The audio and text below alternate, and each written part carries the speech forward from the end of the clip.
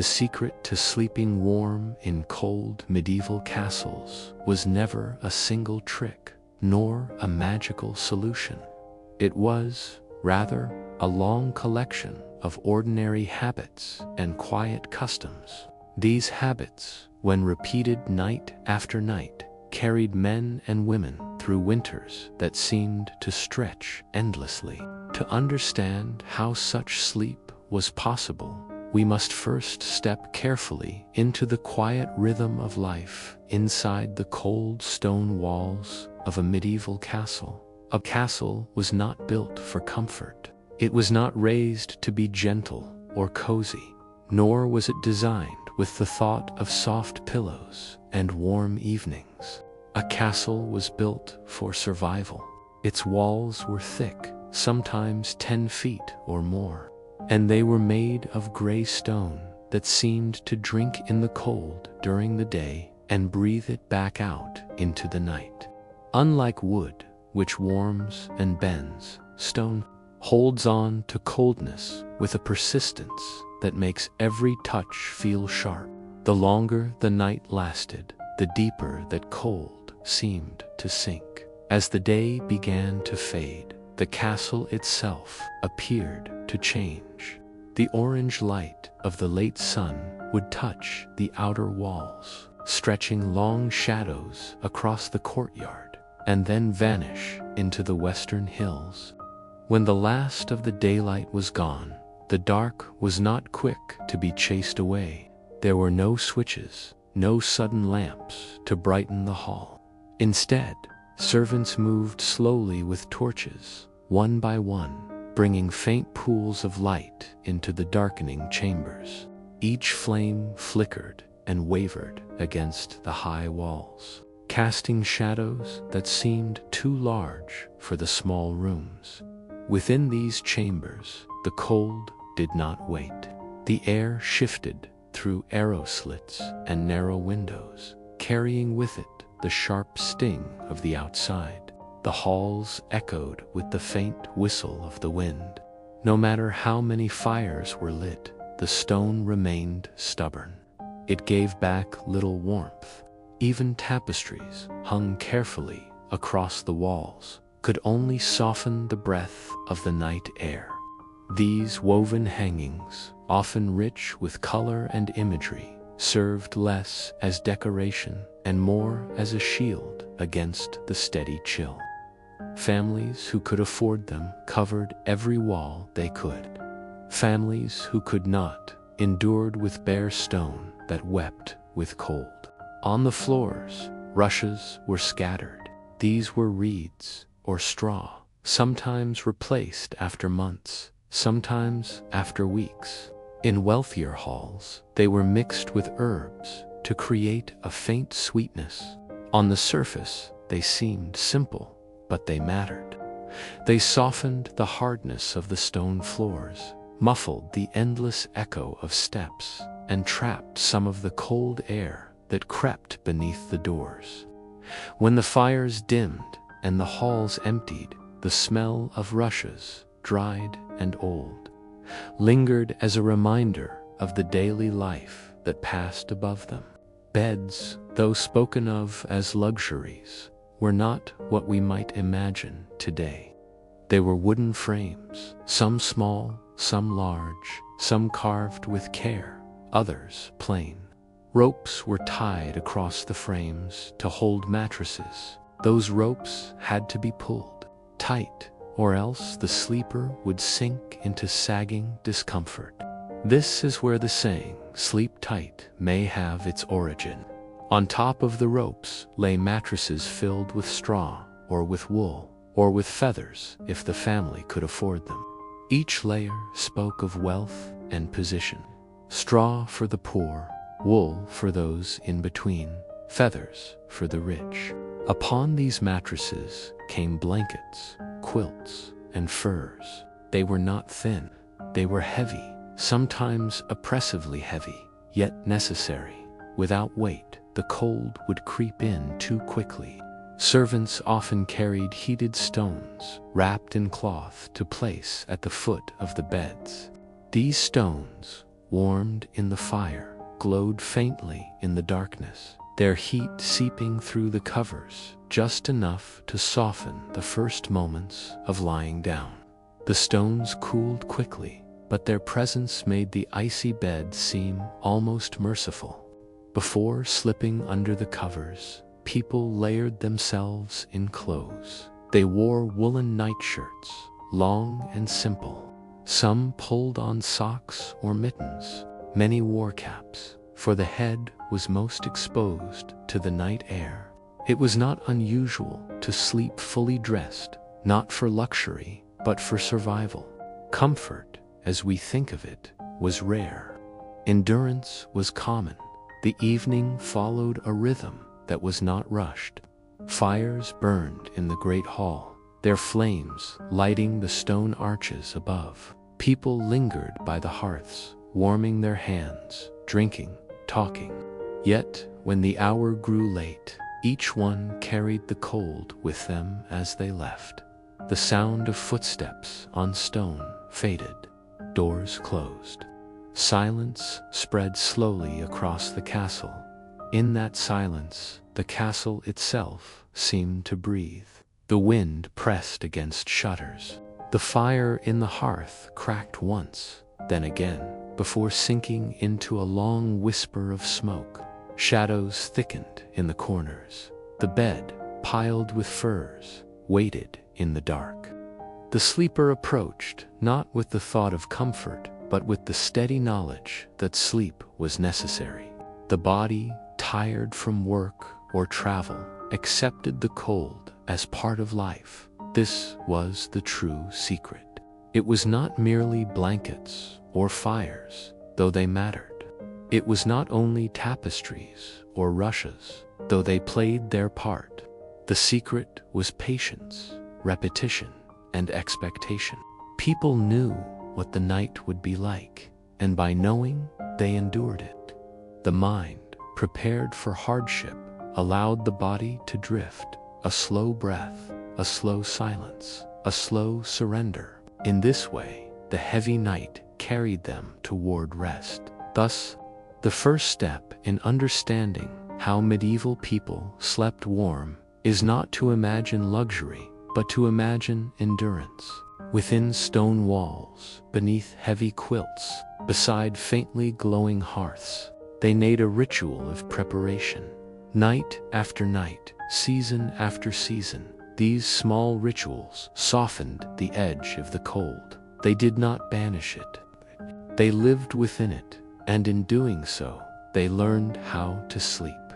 The secret to sleeping warm in a medieval castle was not found in the moment of sleep itself, but in the long and careful preparation that came before. Nightfall did not arrive suddenly. It crept in slowly, like a tide rising against the shore. As the last glow of daylight disappeared behind distant hills, the people of the castle began their steady rituals. Every sound, every task, every small movement was part of a routine that repeated itself across countless winters. To imagine this preparation, picture the courtyard of the castle as the light faded. The torches along the walls were lit one by one, their flames swaying in the breeze. Servants moved with deliberate slowness, carrying buckets of water, stacks of firewood, and bundles of rushes. The smell of smoke drifted from the kitchens, mixing with the sharp bite of the cold evening air. The stones beneath the feet were hard, and their chill seemed to rise through shoes and boots, reminding everyone that the night ahead would be harsh. Inside the chambers, the first step was to tend to the fire. The hearth was not merely decoration, it was the very heart of the room. Without it, the chamber was unbearable. Servants laid logs carefully, arranging them so that the flames might last into the deeper hours of the night. Sparks lifted upward, clinging briefly to the smoke before vanishing.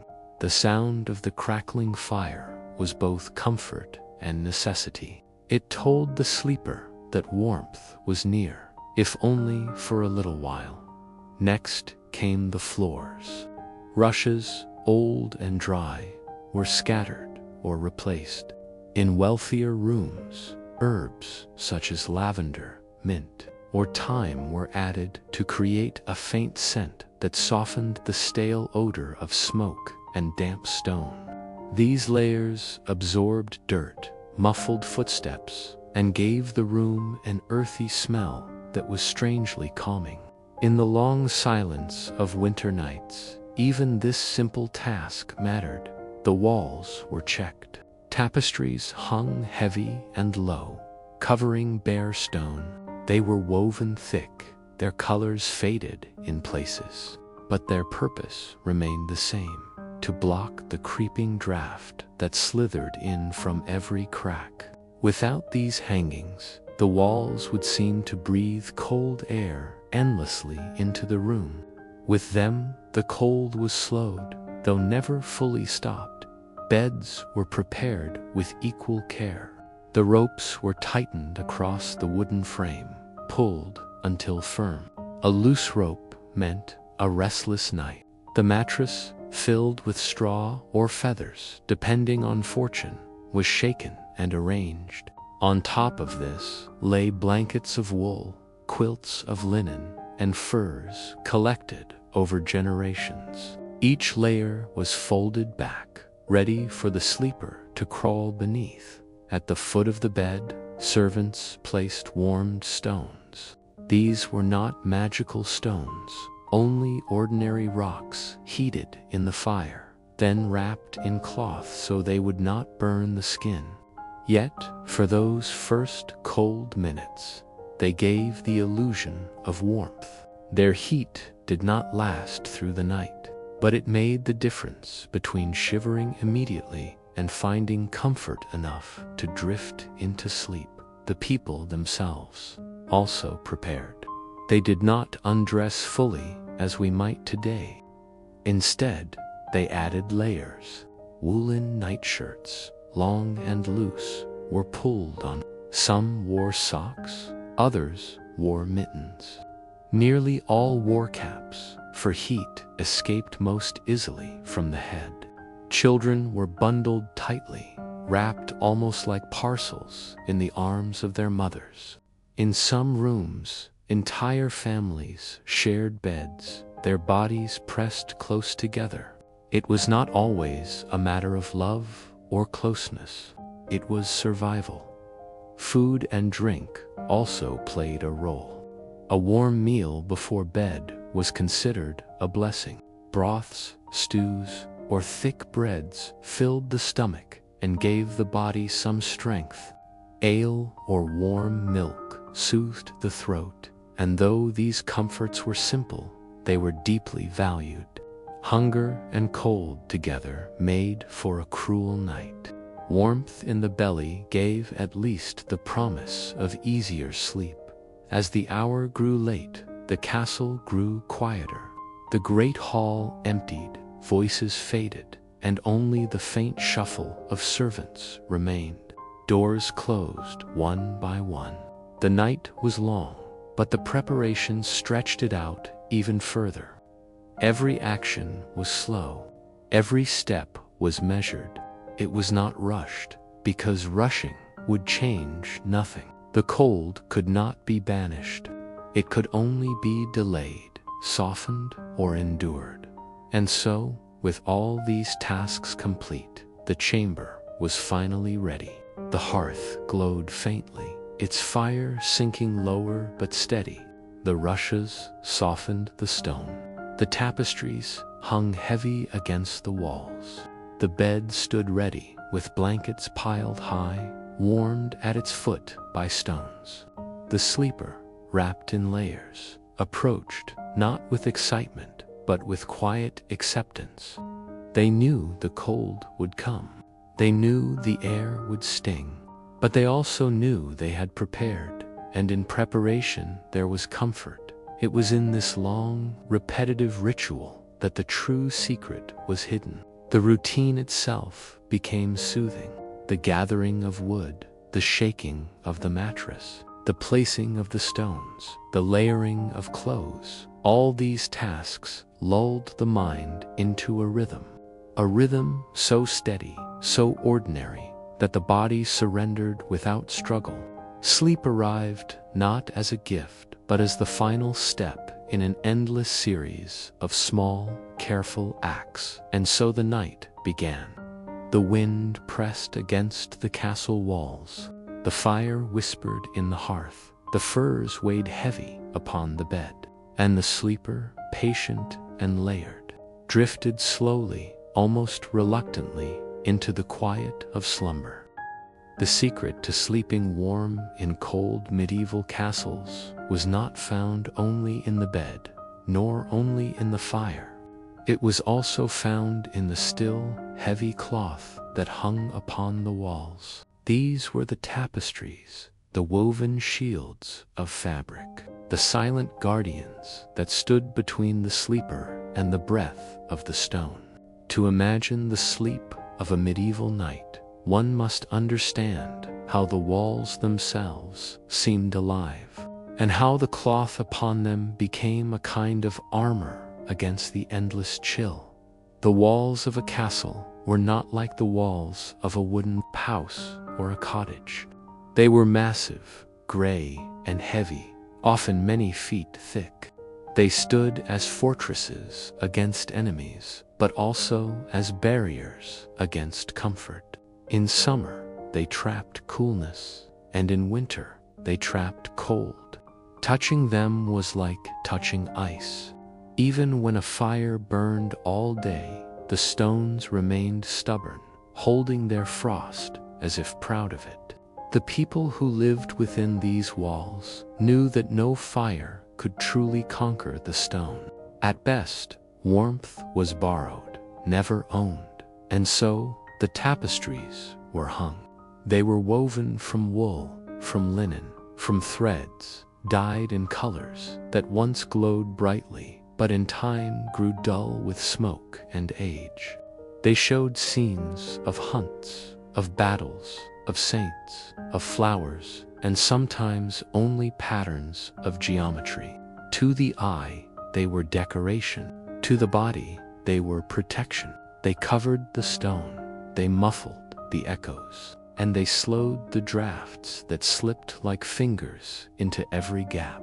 Imagine a chamber without them, the walls bare, the stone uncovered, the air creeping in endlessly. The sleeper would shiver, no matter how many furs were piled upon the bed. The cold would not only touch the skin, but sink into the bones. But with tapestries, there was a softness. Not a warmth, not truly, but a softness, a barrier, a slowing of the inevitable.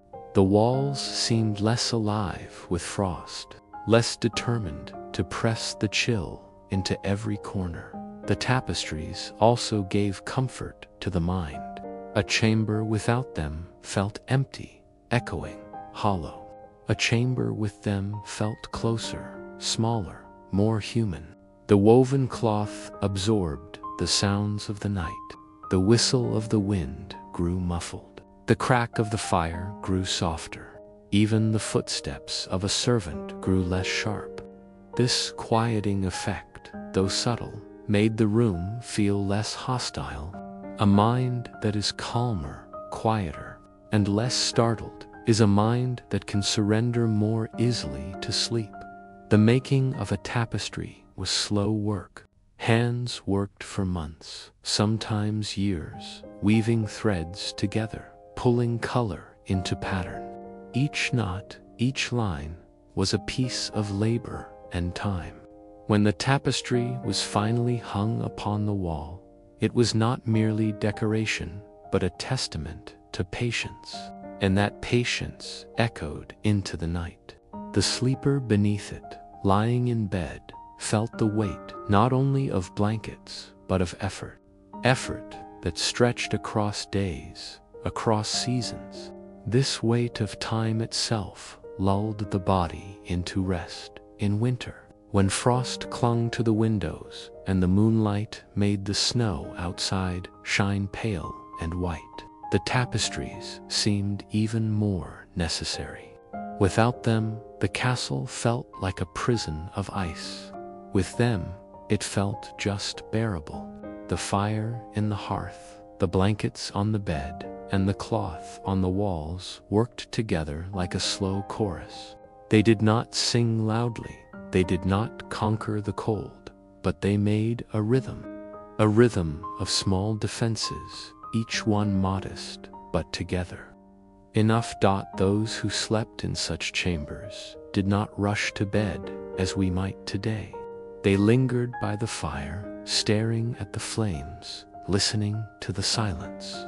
The tapestries loomed above them, catching the firelight, their patterns shifting in the glow.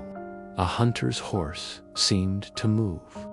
A saint's robe seemed to flicker. Flowers seemed to bloom and fade with the dance of the flame. These slow, endless changes gave the eyes something to rest upon. They were not exciting. They were not thrilling. They were steady, repetitive, and dull. And dullness, when paired with fatigue, leads to sleep. And so, when the time came to lie down, the sleeper pulled back the blankets, crept beneath the weight of furs, and turned their head not toward bare stone, but toward the softness of cloth. They listened not to the sharp whistle of wind against stone, but to the muffled hum of air slowed by fabric. Their last sight, before closing their eyes, was not the emptiness of gray walls, but the faint, fading shapes of woven scenes. The mind, comforted by these simple differences, released itself. The body followed. This too was part of the secret. Not only the bed, not only the fire, but the walls themselves, clothed in patience and cloth. The tapestries gave not warmth exactly, but the suggestion of warmth. And sometimes suggestion is enough.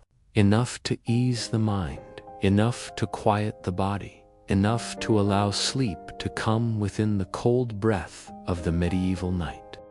The secret to sleeping warm in a medieval castle was not found only in beds and blankets, nor in tapestries upon the walls.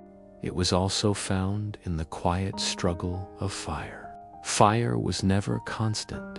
Fire was never permanent. It lived only as long as it was fed, and so it was tended, guarded, and watched through the long hours of the night. To drift into sleep in such a place, one had to listen to the fire, to accept its rhythm, and to know its limits. The hearth was the heart of the chamber. It stood against the wall, built of stone, blackened with smoke from years upon years of use. During the day, it burned brighter, flames leaping high, logs crackling, sparks snapping.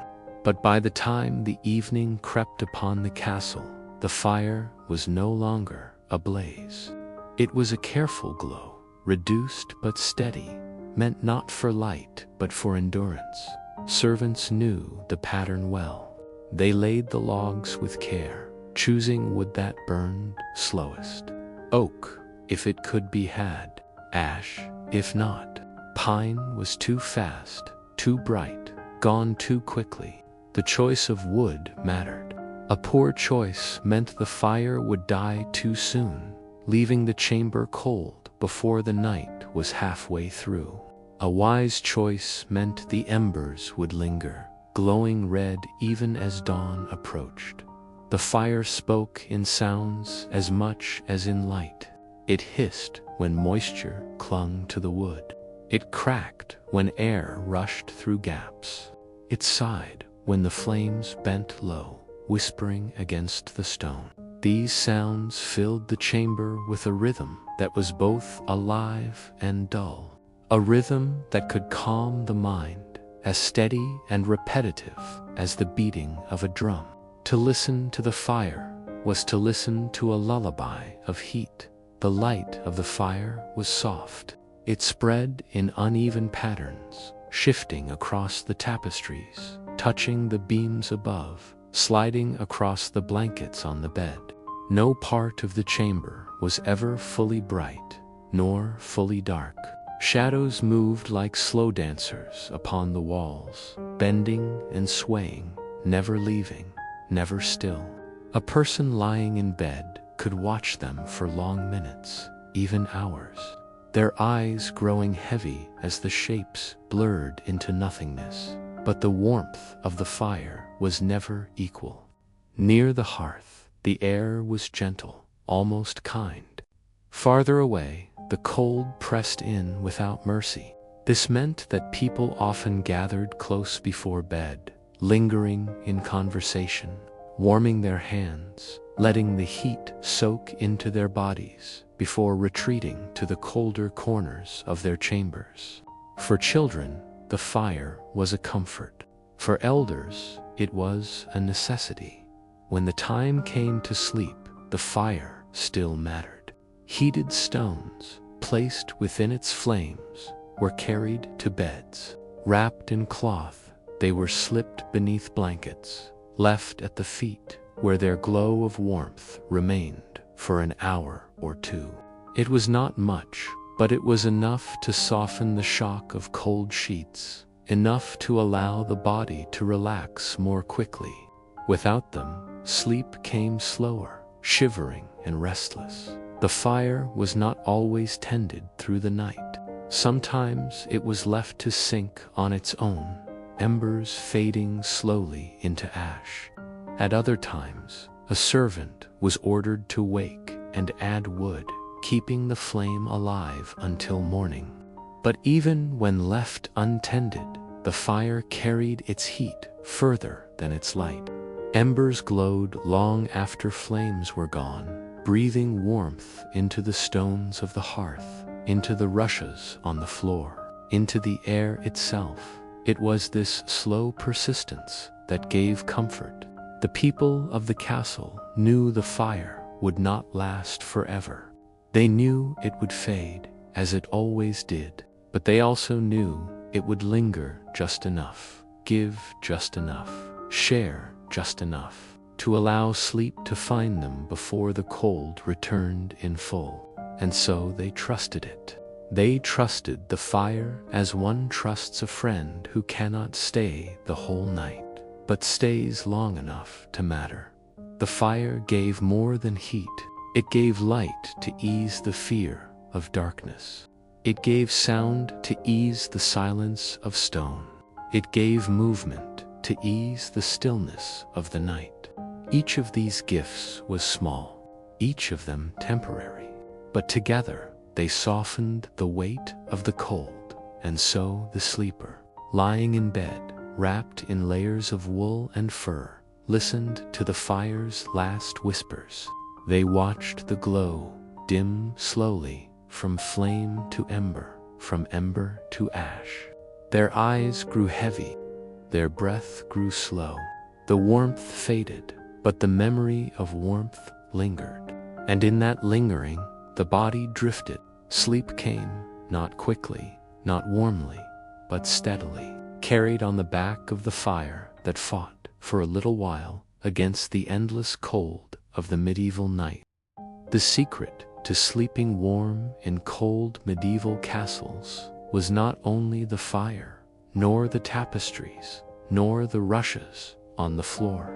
It was also the blankets, the quilts, the furs, the sheer weight of coverings that pressed down upon the sleeper until stillness became inescapable. The night was cold, but the weight itself became a comfort, a reminder that the body was shielded from the chill. Layer upon layer, thread upon thread, fur upon fur. Blankets in medieval castles were not light. They were not thin sheets, nor simple covers. They were heavy, woven from wool, lined with linen, stuffed with feathers, if one was fortunate, or patched together from scraps, if one was not. Their weight mattered. It pinned the sleeper down, made movement slow, made rest inevitable. In a world where heat escaped from every crack, where the walls themselves breathed frost, the only defense was to trap what warmth remained beneath a fortress of cloth. The first layer might be linen, cool against the skin, though it quickly lost its comfort as the air grew colder. Upon this was laid wool, thick and coarse, its texture rough, but its warmth steady. On top of that came furs, wolf, bear, fox, sheep, whatever the household had managed to collect over years of hunting and trade. The smell of the fur lingered, earthy and sharp, but it was a small price for the heat it provided. The more fortunate slept beneath layers so thick they could hardly turn. The less fortunate made do with whatever scraps they owned, pressing themselves together for warmth when blankets were too few.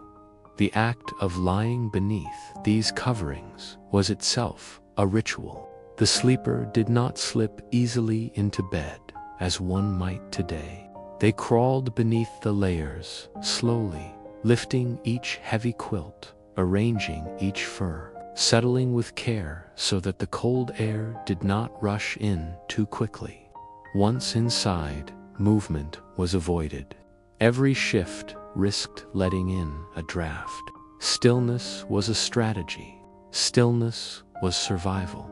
The weight of the blankets was not only physical, but psychological. To feel covered, to feel pressed down, was to feel secure. The mind, anxious of the cold, anxious of the silence, found reassurance in the pressure of layers. The body beneath them felt less exposed, less fragile, less alone. And so the blankets served not only to hold warmth, but to hold the mind in quiet. The silence of the medieval night was deeper than modern silence. There were no machines, no distant hum of traffic, no far-off voices carried by wires. There was only the faint moan of wind through cracks, the distant cry of an owl, the rare groan of timber as it shifted in the cold. Within the bedchamber, sound grew smaller still. The fire dimmed, the rushes muffled every sound, the tapestries absorbed the whispers of the night. Even the creak of wood seemed hushed beneath the weight of cloth, and so the only sound that remained was the slow rhythm of breath. The sleeper inhaled, the sleeper exhaled.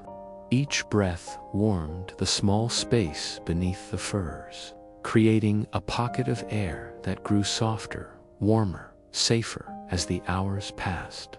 The sound of breathing was not only a sign of life, but a sign of peace.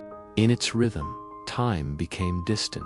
Families sometimes shared this space.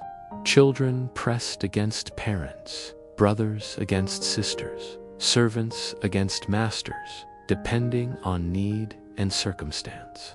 The warmth of bodies was a resource, and it was not wasted. In these moments, blankets and quilts were not only coverings, but bonds. They tied people together in stillness, in silence, in shared survival. The night, long and cold, was endured as a collective act.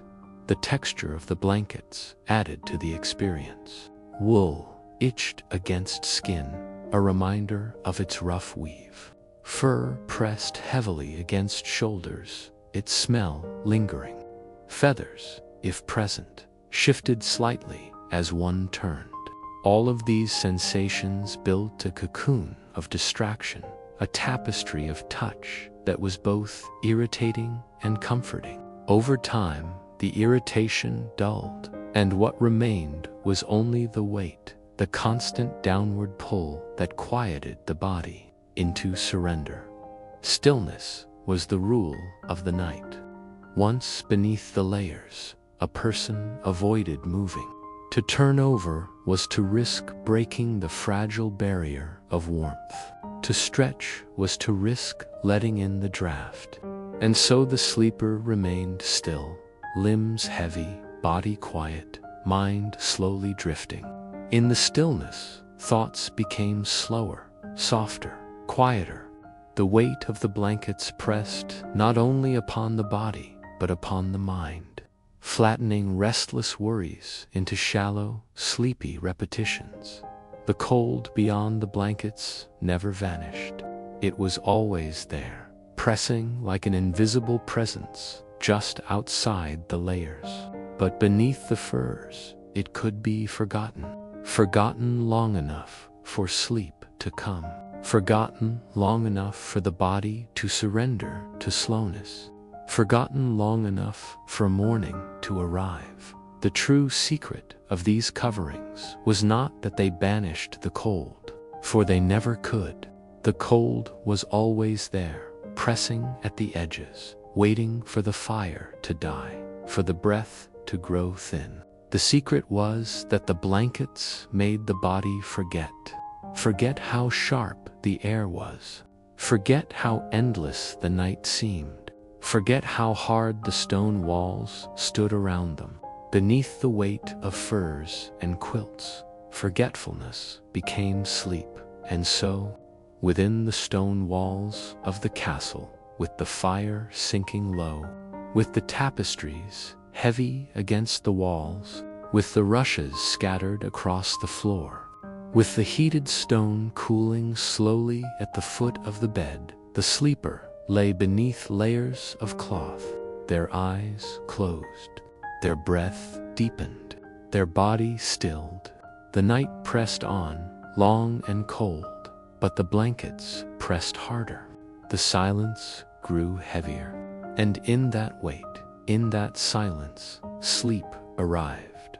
Morning did not break suddenly. The fire had long died. The embers turned to ash. The blankets, heavy as ever, still pressed upon the sleeper, their weight unchanged, their warmth diminished but not gone. The body stirred slowly, unwilling to rise, unwilling to leave the cocoon. The cold beyond the layers was still there, waiting. But for a moment longer, the sleeper remained, trapped in warmth, trapped in silence, trapped in the comfort of the medieval bed. This was the final secret, not only how to sleep warm in a cold castle, but how to delay the return to cold, to linger beneath the covers, to linger beneath the weight, to linger in the silence before day began again. The secret to sleeping warm in a medieval castle was not found only inside the bedchamber. It was also hidden in the long corridors, in the very stones that surrounded the sleeper. The castle itself was not made for comfort. It was made for defense. Its walls were thick, its ceilings high, its corridors narrow and endless. Every stone held the night's chill. Every passage echoed with silence. To live and to sleep within such walls was to accept the cold as part of life. Walking the corridors before bed was a reminder of the chill that pressed on every surface. The stones were hard beneath one's feet, even when covered with rushes. The air was still and sharp, flowing in drafts from hidden cracks and arrow slits. Torches burned here and there, but their flames offered little warmth. They cast light, yes, but the warmth never lingered. The farther one walked, the more the cold settled into the bones. The corridors were long, sometimes winding, sometimes climbing, sometimes sinking downward into shadow. They led from hall to chamber, from stair to stair, winding like veins through the castle's body. At night, they were quiet, the echo of footsteps bouncing from wall to wall. Servants moved along them with hushed steps, carrying buckets of hot water, armfuls of wood, or bundles of cloth. Their work prepared the chambers for sleep. Without them, the cold would be harsher still. Each corridor told its own story. Some were wide, where lords and ladies might walk during the day. Others were narrow, hidden passages meant for servants alone. In both, the cold lingered. In both, the stones gave nothing to pass through them.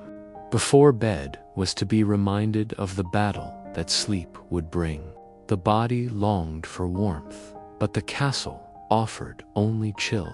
The walls absorbed everything.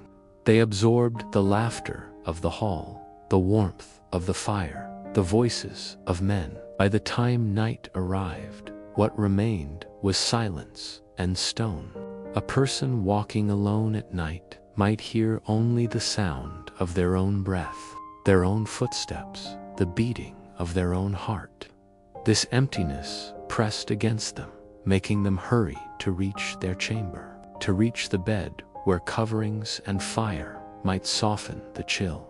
The corridors were not lifeless. Sometimes a torch flickered, as if stirred by a hidden draft.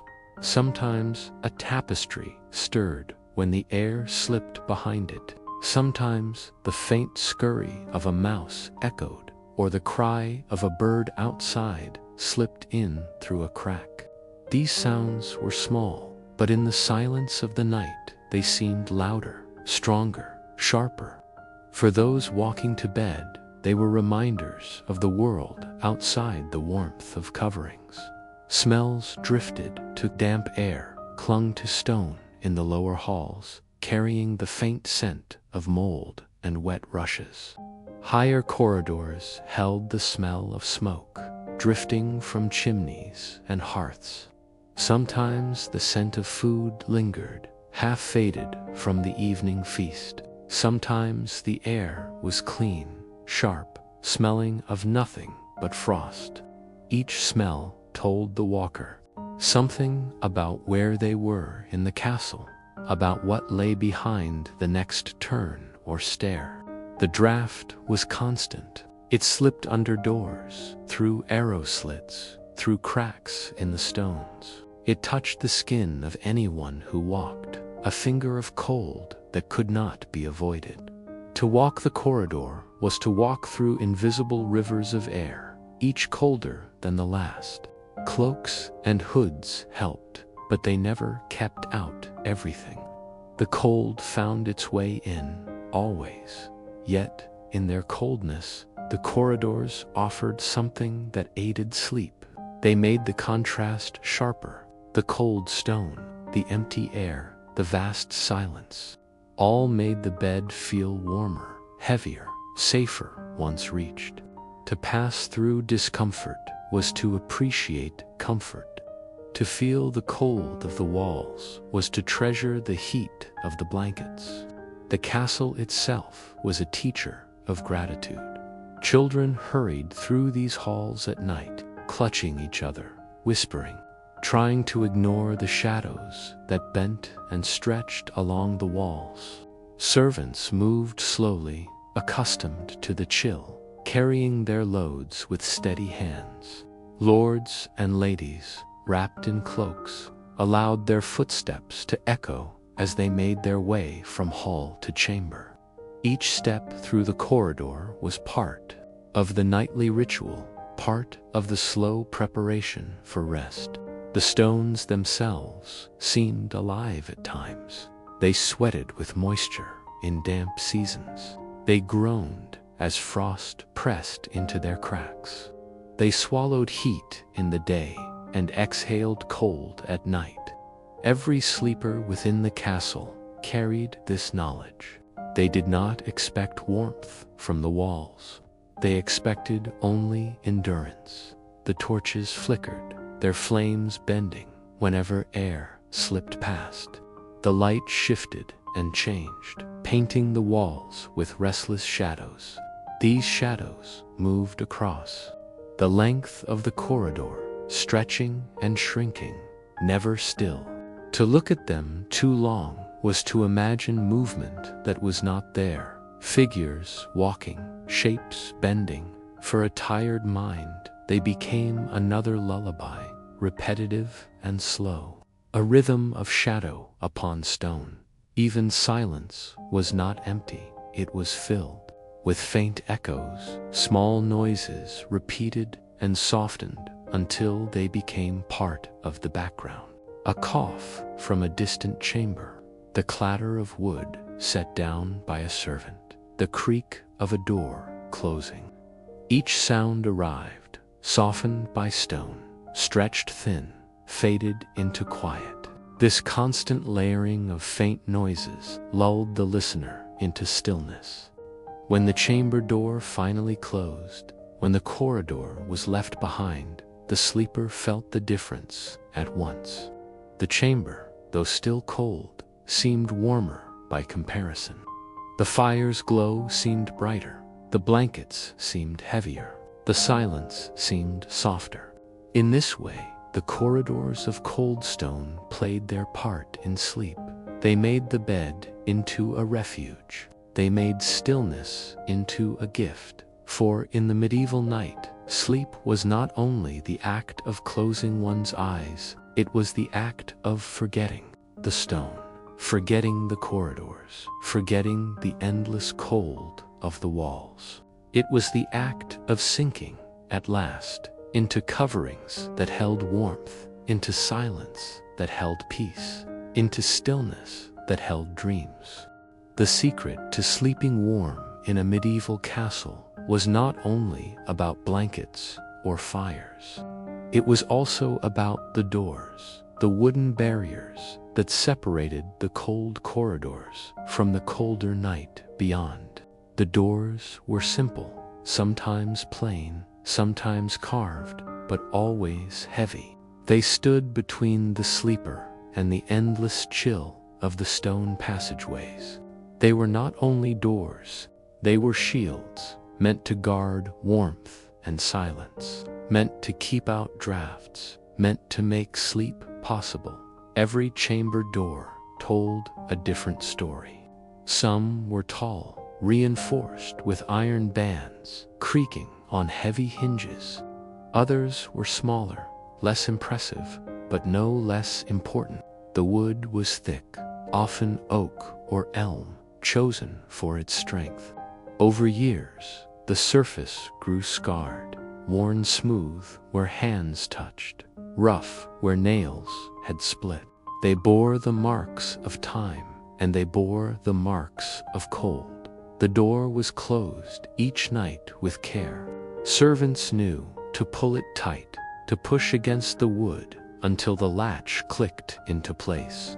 Some doors were secured with a wooden beam laid across brackets, some with iron locks, others with nothing more than a simple bolt. Whatever the method, the act was the same.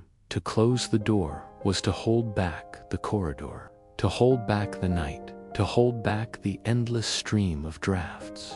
But no door was perfect. The wind still found ways to enter. It slipped beneath the bottom, a thin, invisible finger of air brushing across the floor. It crept through the cracks at the sides, whistling softly when the gusts outside grew stronger. It pressed against the wood, bending it slightly, reminding the sleepers that the cold was never far away. The door was a barrier, but it was never absolute. The sound of the door was part of the night. The hinges groaned when opened. The latch clicked when closed. Sometimes the wind rattled it gently, shaking it in its frame. To a tired sleeper, these sounds became part of the rhythm of the night. They were repeated, predictable, almost soothing. The mind learned to accept them as background, as steady companions to the silence. Doors were often covered to strengthen them. Heavy curtains were hung across them, woven from wool, sometimes lined with fur. These curtains were not for decoration alone. They were defenses. They stopped some of the draft, softened some of the sound, thickened the barrier between chamber and corridor. In wealthy households, these curtains were embroidered, showing patterns of flowers, animals, or holy figures. In poorer ones, they were plain, patched, made from whatever fabric was at hand. But whether rich or poor, the curtain was another layer of warmth, another blanket. Not for the bed, but for the room itself. The doors stood watch, while the sleepers lay still. Beyond them, the corridors remained vast and silent, filled with faint echoes and flickering torchlight. Beyond them, stairs wound up into towers, or down into cellars. Beyond them, the night pressed harder, the wind colder, the stone darker. To close the door was to shrink the world, to make it smaller, safer, quieter, inside the chamber. With the door shut, sleep became possible. The warmth of the fire lingered, the weight of blankets pressed down, the silence of the night deepened. The mind, no longer distracted by the vast corridors, could sink into stillness. The body, no longer brushed by endless drafts, could sink into warmth. The chamber door turned the castle from a fortress of stone into a chamber of sleep. Tall children often watched the door as they fell asleep. They saw the torchlight slip beneath it, glowing faintly at the floor. They heard the occasional footsteps of servants passing in the corridor. They listened for the sound of the latch, checking that it was secure. In their minds, the door was a guardian, keeping them safe, not only from cold, but from anything unknown that might wander the dark. The door also reminded sleepers of distance. Behind it lay the vastness of the castle, the emptiness of halls and towers. Behind it lay the night, stretching far beyond the walls. To close it was to separate oneself from that distance. Too close it was to retreat into a smaller, more manageable world. This shrinking of space was soothing, a preparation for the shrinking of thought, more than iron, more than a latch. It was part of the nightly ritual. It was pulled shut as the fire dimmed. It was covered with curtains as the bed was prepared. It was checked one last time before the blankets were lifted. Each of these actions was slow, deliberate, repetitive. Each was a signal to the body and the mind. The night is contained. The cold is pushed back. The chamber is ready. Still, the sleeper knew the cold was never gone. They knew the drafts would return. They knew the wind would rattle the wood. But for the hours between dusk and dawn, the door offered the illusion of separation, and that illusion was enough. Enough to let the mind rest. Enough to let the body grow still. Enough to allow sleep to come. Thus, when the eyes closed, when the breath deepened, when the body sank beneath the weight of blankets, the door remained behind, silent and still. It stood as the last defense, the last boundary, the last barrier between the sleeper and the endless night of stone.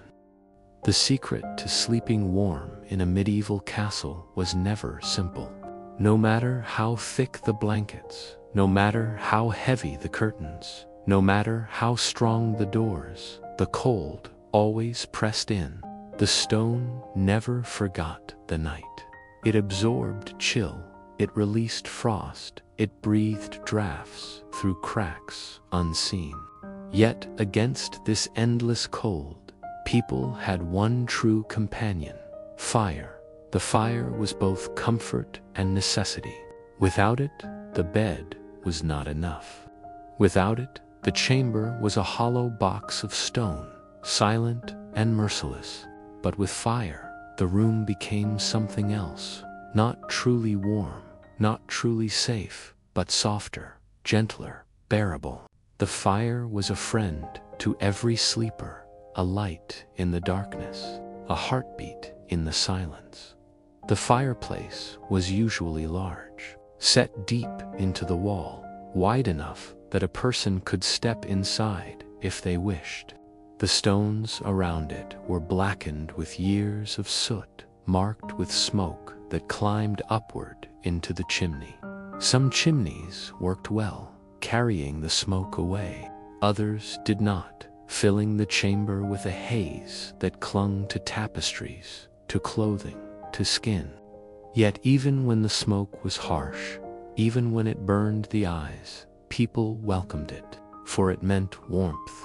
The fire began long before the night. Servants carried wood up steep stairways, their arms heavy, their feet careful on the worn steps. The wood had been gathered days before, cut from forests, stacked in piles, dried under cover. Each log was chosen with care. Some burned hot and fast. Others burned slow and steady. Together, they made the fire last through the night. In the evening, the hearth was laid. Kindling was arranged carefully, twigs and chips stacked in small pyramids. A spark was struck, a flame coaxed into life. Then the wood was added, one piece, then another, until the fire glowed steady, until it crackled and hissed, until the chamber filled with its light. The sound of the fire was as important as its heat. It snapped, it popped, it sighed. These sounds repeated endlessly, soft rhythms that lulled the listener into calm. The smell, too, was constant, the sharpness of burning wood, the faint sweetness of smoke, the dryness of heated air. Together, sound and smell became part of the chamber's lullaby. The fire did not warm evenly. Close to the hearth, the air grew almost hot, drying the skin, reddening the cheeks. But a few steps away, the cold returned, drifting down from high ceilings, creeping in from the walls. The fire fought hard, but the castle always fought harder. In the end, warmth was patchy, uneven, fragile.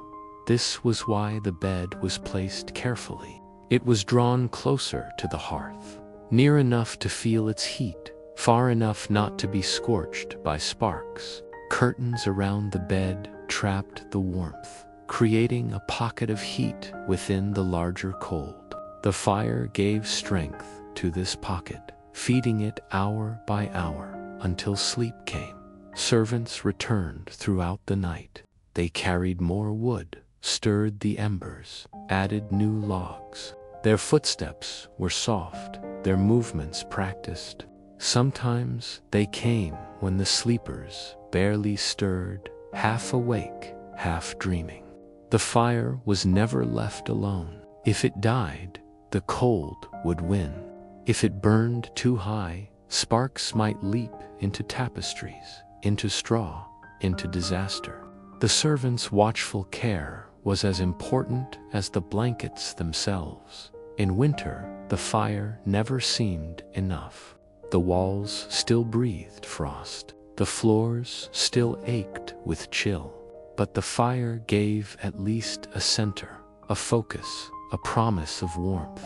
Families gathered close to it before bed, holding out their hands, warming their faces, letting the glow sink into their skin.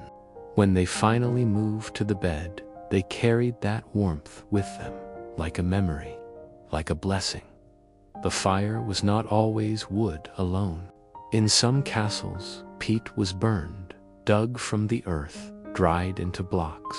It smelled different, heavier, more bitter, but it lasted, and it gave heat. In other places, charcoal was used, glowing red without flames, steady through the night. Each fuel had its own rhythm, its own sound, its own life. Each became part of the nightly battle against the cold. The fireplace also gave light, and this light was softer than torches, steadier than candles. It flickered, yes, but it filled the chamber with a golden glow that made shadows dance on walls and ceilings. These shadows were slow, repetitive, weaving patterns that eyes grew used to, patterns that lulled minds toward dreams. Still, the fire demanded respect. It could be friend, but also danger. Sparks could leap and burn cloth. Smoke could choke if the chimney was blocked. Ashes could smolder long after flames died. Every castle knew stories of fire, both saving and destroying. Sleepers trusted it, but they never forgot its power. And so, as the night deepened, the fire burned lower. Logs became embers, embers became ash. The glow dimmed, the sounds softened, the warmth weakened. Yet even in its fading, the fire played its part. The gentle decline of its light mirrored the gentle decline of wakefulness. As the fire sank, so too did the mind. As the fire dimmed, so too did the eyes. The last glow of embers was often the last sight before dreams. For in the medieval castle, sleep was never simple. It was always a negotiation, always a balance between cold and warmth, between silence and sound, between stone and fire. The fire was not perfect. It did not erase the cold, but it fought always. It fought in crackles and in glows, in smoke and in heat. And because it fought, people could rest. The sleeper knew, as they lay beneath heavy blankets, that the fire still burned. They knew its light still touched the chamber, its warmth still pressed gently against the air. They knew it was alive, steady, constant. And with this knowledge, their minds grew still, their bodies grew calm, their breathing grew deep. The fire, imperfect but faithful, carried them into sleep. The secret to sleeping warm in a medieval castle was not only in the fire, nor only in the chamber doors, nor in the stone corridors that led to the bed. It was also in the bed itself, more precisely, in the coverings that were laid upon it. For in a castle where the air was always cold, where the stones breathed chill, where drafts wandered freely, it was the blankets that gave the final defense. To lie beneath these coverings was to feel not only warmth, but also weight. The heaviness of blankets was not accidental, it was intentional. Layer upon layer was added until the sleeper felt the press of fabric, wool, and fur. This pressure gave comfort. It reminded the body that it was enclosed, that it was guarded, that it was shielded from the vastness of the night. The first layer was often linen, smooth, pale, sometimes rough, sometimes fine. Linen sheets touched the skin directly. They were washed when possible, though washing was rare, for labor was heavy and water scarce. But even when coarse linen was softer than wool, it was the foundation, the surface between body and blanket. Over linen came wool, woven in heavy patterns, thick and strong. Wool held warmth better than any other cloth. It smelled faintly of the sheep from which it came, earthy and natural. The weave was tight, the surface scratchy to some, comforting to others. In winter, wool was not one layer, but many. Blanket upon blanket was stacked until the weight pressed downward, pinning the sleeper in stillness. Beyond wool came furs.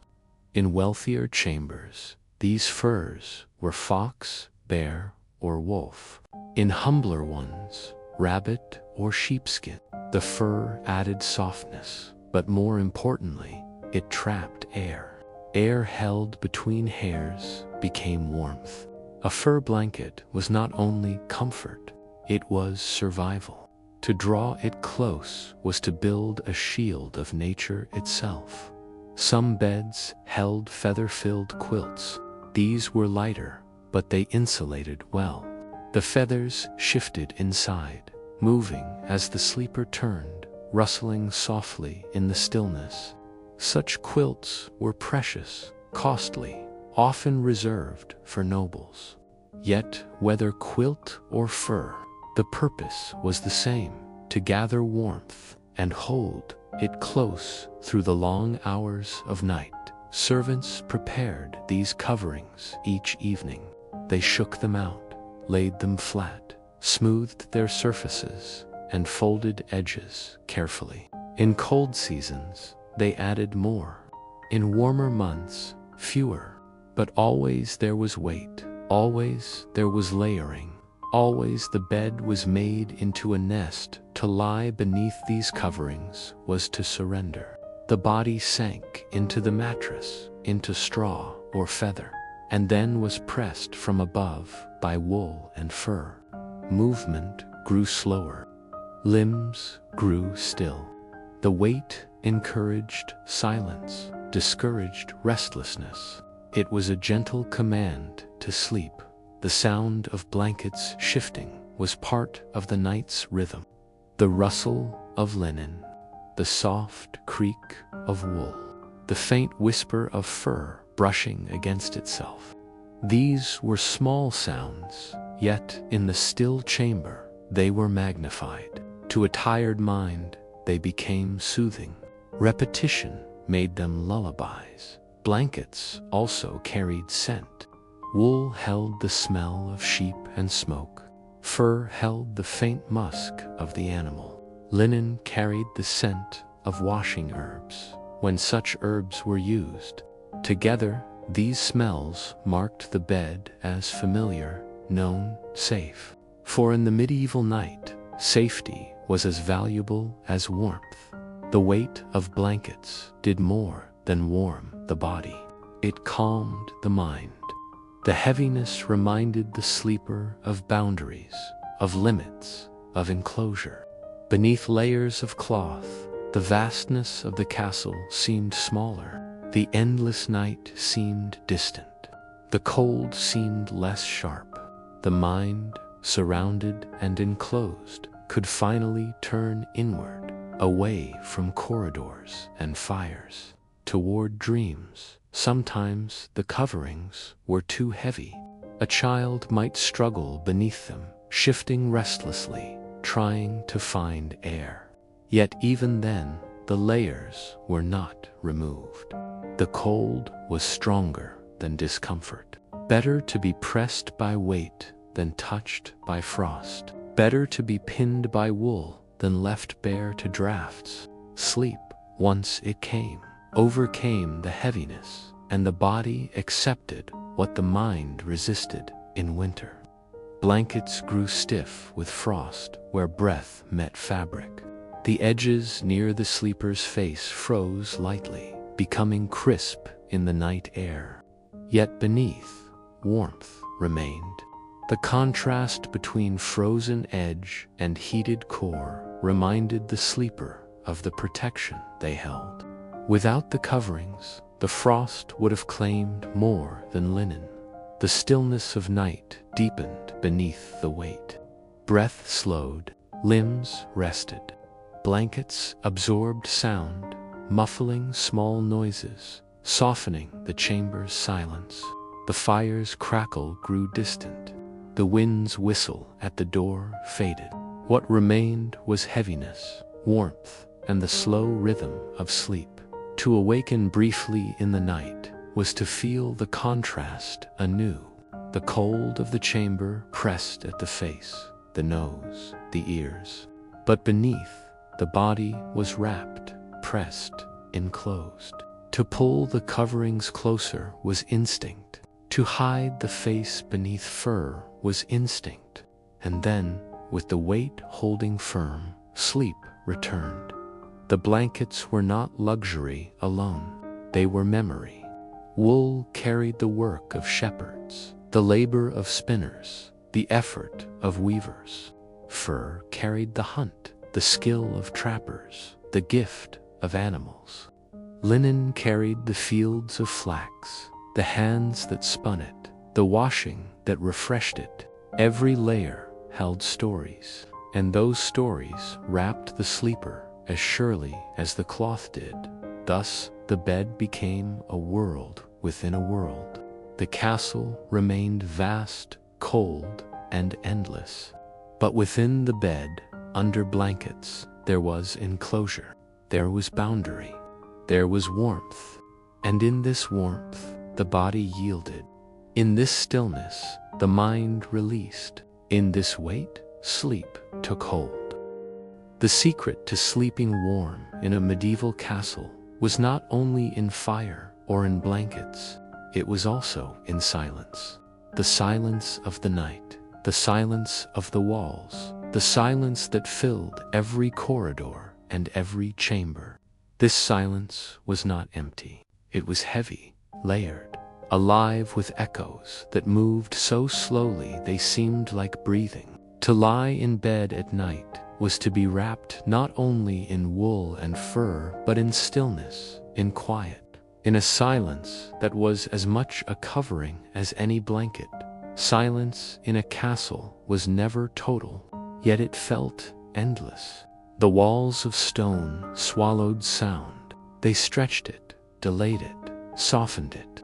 A footstep in a corridor became a faint echo that lingered long after the step was gone. The shutting of a door became a low thud that seemed to drift down passageways. Even whispers seemed to travel, stretched thin, repeated faintly. These sounds, so far away, became part of the silence itself. During the day, the castle was noisy voices in the hall, the clatter of dishes, the calls of servants, the barking of dogs. But when the fires dimmed and doors closed, those noises withdrew. The silence arrived like a tide, slow but certain, filling every space, every corner, every stair. To those lying beneath blankets, this silence was a shield. It pressed close, wrapping around the chamber, muffling the vastness beyond. Sometimes silence carried the wind. The wind slipped through arrow slits, whistling faintly, low and steady, like a breath that never ended. Sometimes it carried animals, the hoot of an owl outside, the bark of a dog far away, the scurry of mice in the rushes. These were not intrusions. They were part of the rhythm. They came, they passed, they faded. Then silence returned, stronger for their brief visit. The silence was deepened by stillness. Servants stopped their steps. Fires burned lower. Doors closed and latched. The castle itself seemed to rest, its great stones heavy and unmoving. In this stillness, the silence grew thicker. It felt like a second skin, covering the sleepers as completely as blankets did.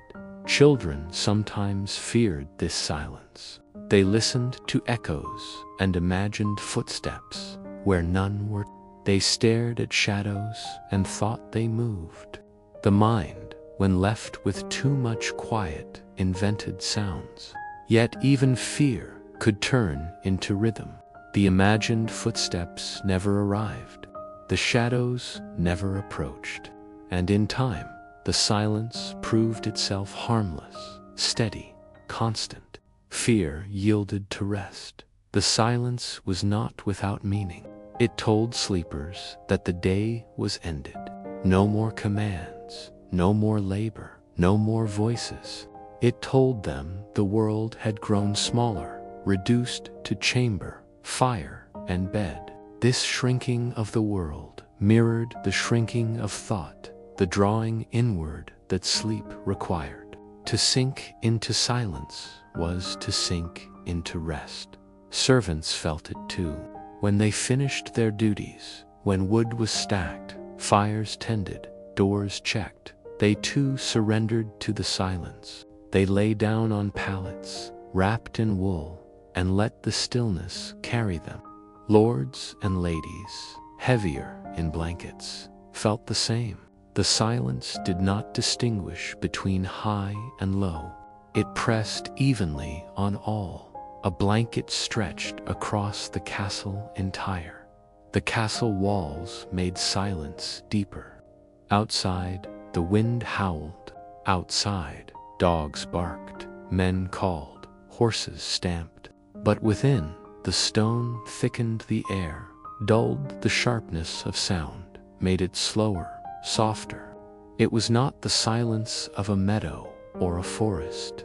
It was the silence of stone, vast, patient, unyielding. At times, the silence was broken.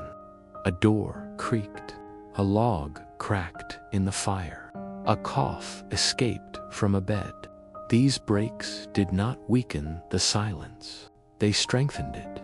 Each sound was absorbed, swallowed, returned to quiet. The silence did not fight interruptions. It accepted them, surrounded them, made them small. To sleep within such silence was to feel contained. The blankets pressed from above. The silence pressed from all sides. The body was enclosed. The mind was enclosed. There was no need to listen farther, no need to reach outward. The silence told the sleeper, remain still, remain warm, remain here. Dreams rose easily from such quiet. The mind, released from sound, drifted inward. The silence outside echoed the silence within. Breathing slowed. Thoughts grew faint. The castle and the sleeper mirrored each other, both heavy, both still, both wrapped in endless quiet. The silence also carried memory. Every sleeper knew that in times of danger, the night would not be so still. Alarms would sound, voices would shout, horns would blow. But tonight, there was none of that. The silence told them that all was safe, that no threat pressed against the walls, that no enemy stirred beyond the gate. This knowledge was as warming as fire, as comforting as fur. In winter, the silence grew sharper, clearer. Cold air carried sound farther, but stone carried it slower. The result was a stillness that seemed eternal. To those lying awake, it stretched without end. To those drifting toward sleep, it carried them gently, softly, like a long, slow river. And so the silence was part of the nightly ritual. The fire dimmed, the blankets pressed, the door closed, and silence filled the rest. It wrapped the castle. It wrapped the sleepers. It became a covering beyond cloth, beyond fur, beyond fire. It became the last layer of the night. Thus, when the eyes closed and breath deepened, silence was the last companion. It was not empty. It was not frightening. It was simply there, vast and constant, steady as stone, soft as wool, endless as night. The secret to sleeping warm in a medieval castle was not only in the fire, the blankets, or the silence. It was also in the hands of those who prepared the night. Before the lord or the lady lay down, before the children closed their eyes, before the hallways sank into stillness, there were the servants. Their quiet labor shaped the rest of others. Their steps, their tasks, their small movements formed the unseen ritual of preparing the castle for sleep. The work of the servants began long before the last word was spoken in the hall. As the evening meal ended, they cleared dishes, gathered scraps, and swept the rushes from the floor. The sound of clattering plates faded, replaced by the softer sound of sweeping bristles. These tasks were not only for tidiness, they were for rest. The hall must be quiet, the chambers ordered, before sleep could arrive. Disorder meant discomfort. Disorder meant distraction.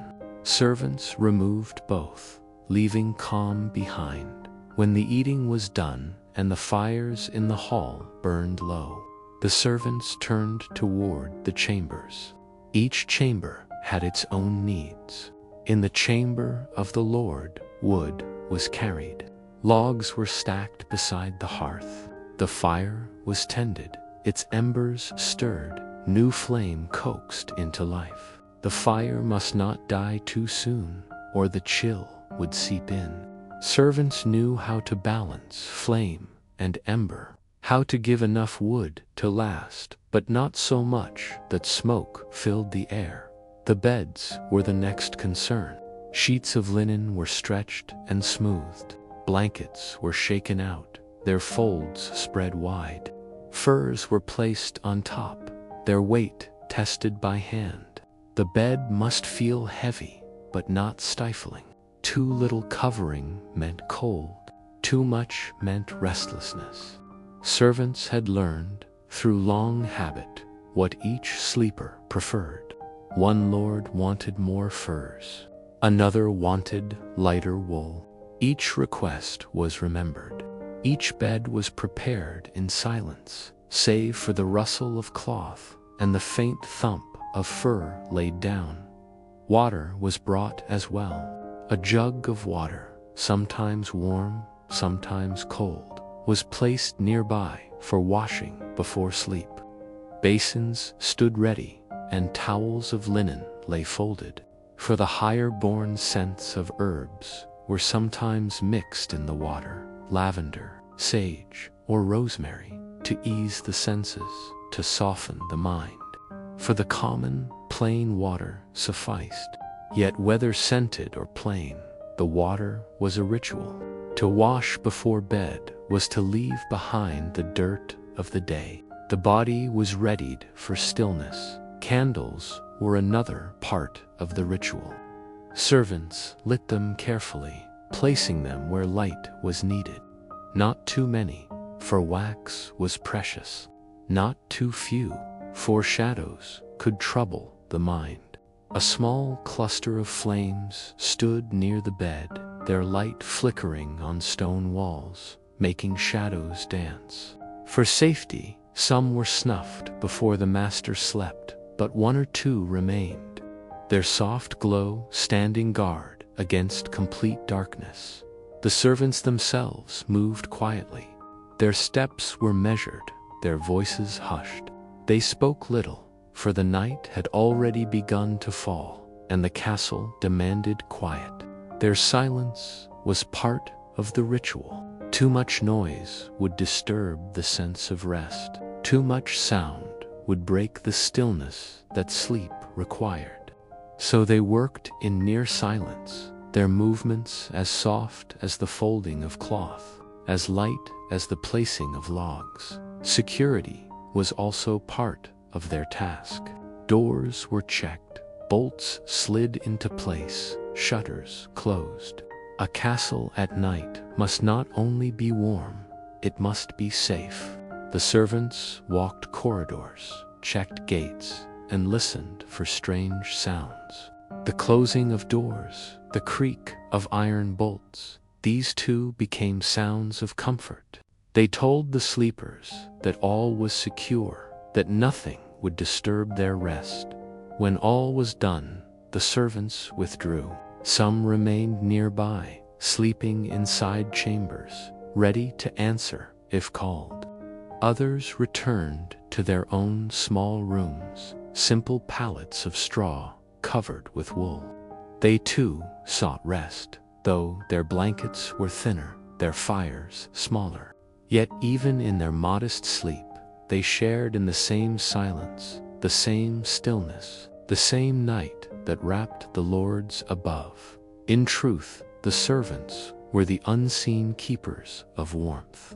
They carried the wood that fed the fire. They smoothed the blankets that gave comfort. They brought the water that cleansed the day. Without them, the castle would have been cold, disordered, uneasy. With them, it became a place of rest. Their labor, hidden and humble, was as important as the fire or the fur. Thus, the secret to sleeping warm in a medieval castle was not only stone or wool or flame. It was also the quiet service of hands that prepared the night. They worked when others had ceased. They ordered what others would not see. And when, at last, the master and mistress lay beneath their coverings, it was the servant's work that made rest possible. The night, then, was a shared thing. The silence was shared. The stillness was shared. Even the labor of preparing it was shared, though unequally. And in this sharing, the castle itself became ready for sleep.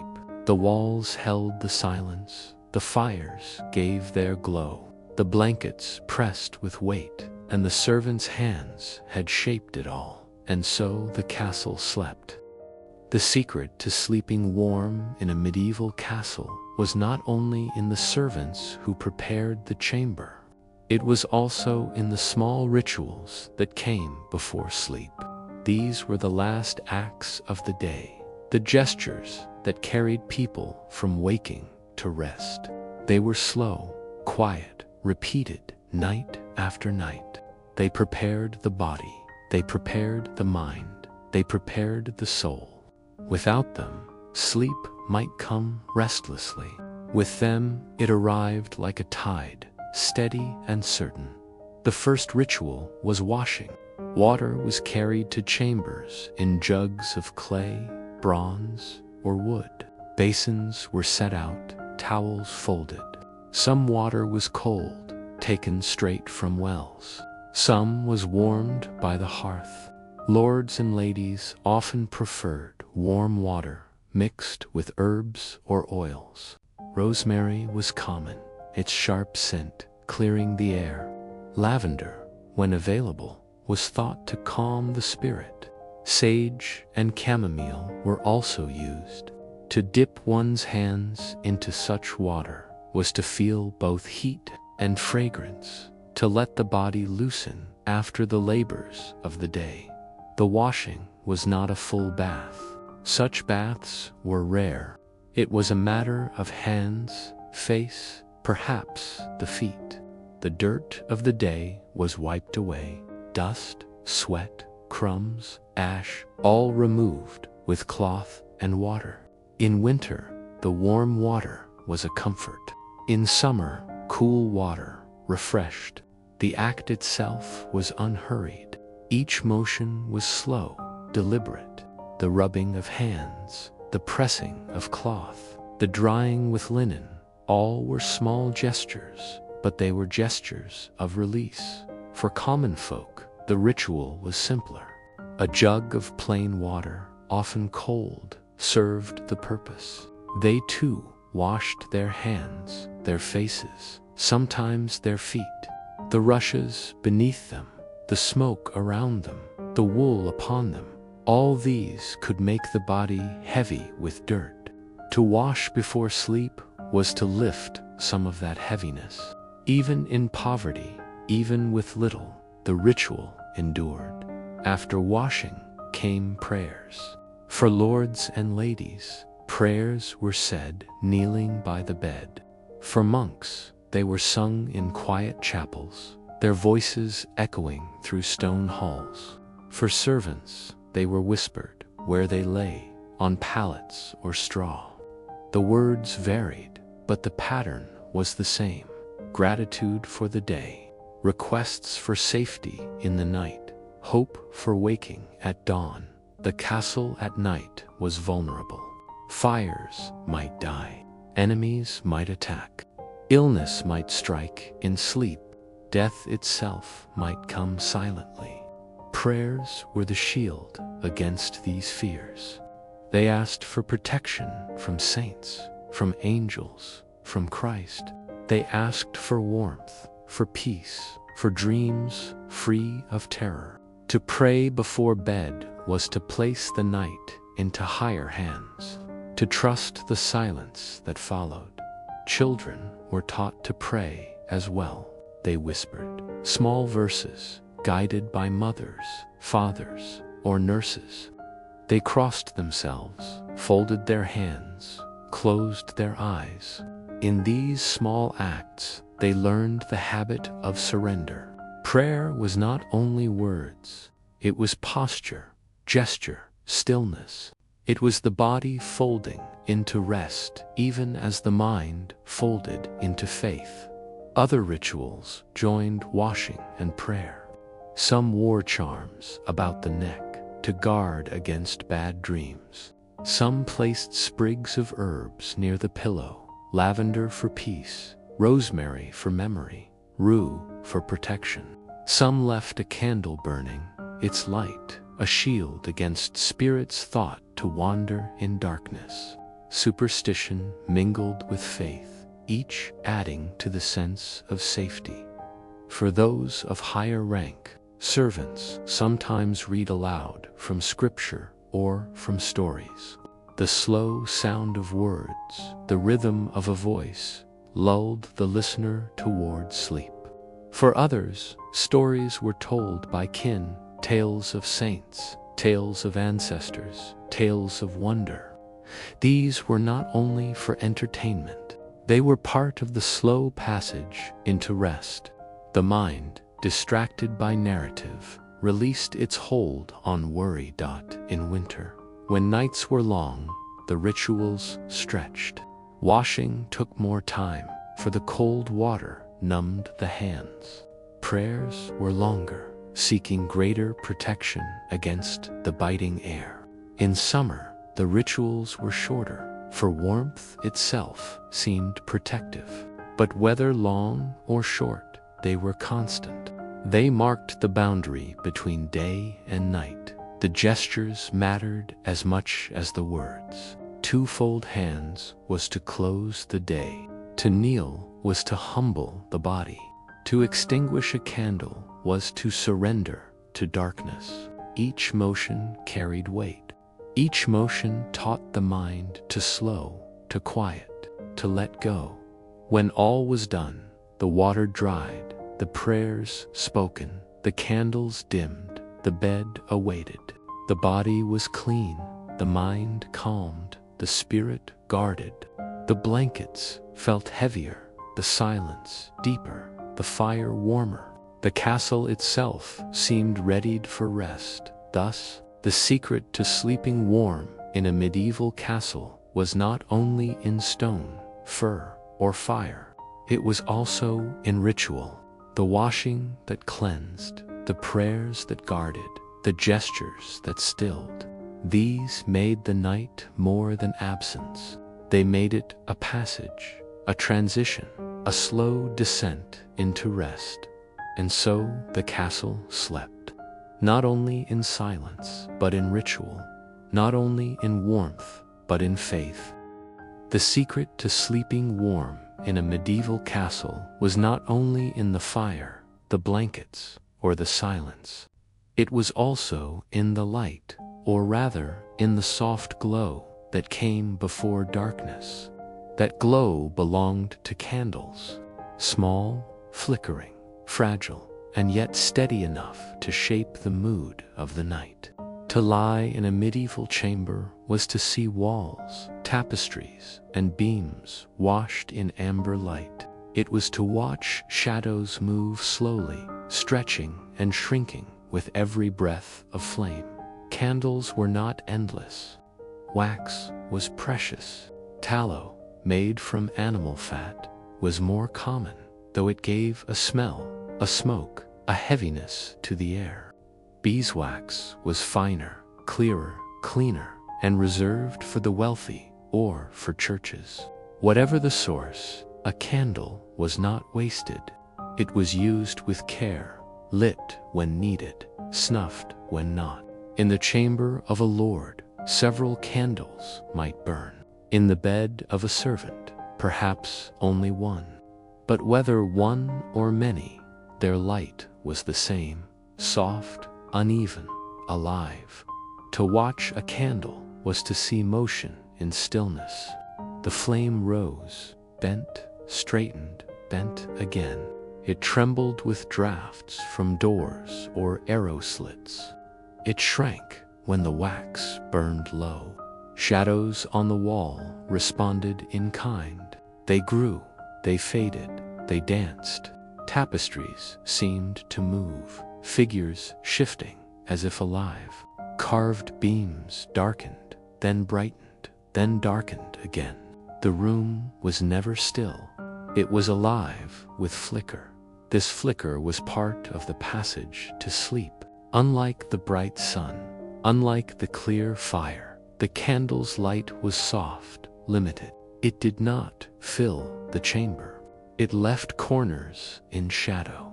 It left ceilings dim. It asked the eyes to rest, not to strain. It told the mind that the day was done, that only a little light remained, that darkness was near. Some found comfort in this. The small light was a companion.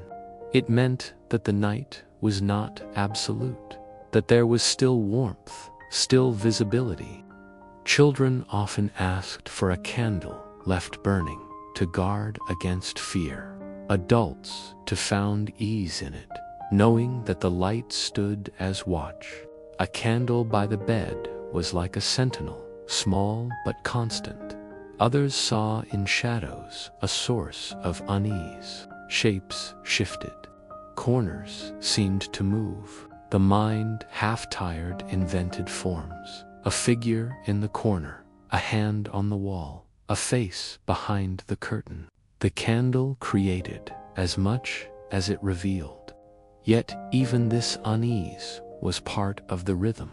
The mind faced its fears in shadow. Slowly, as eyelids grew heavy, the fears dissolved. Shadows no longer moved.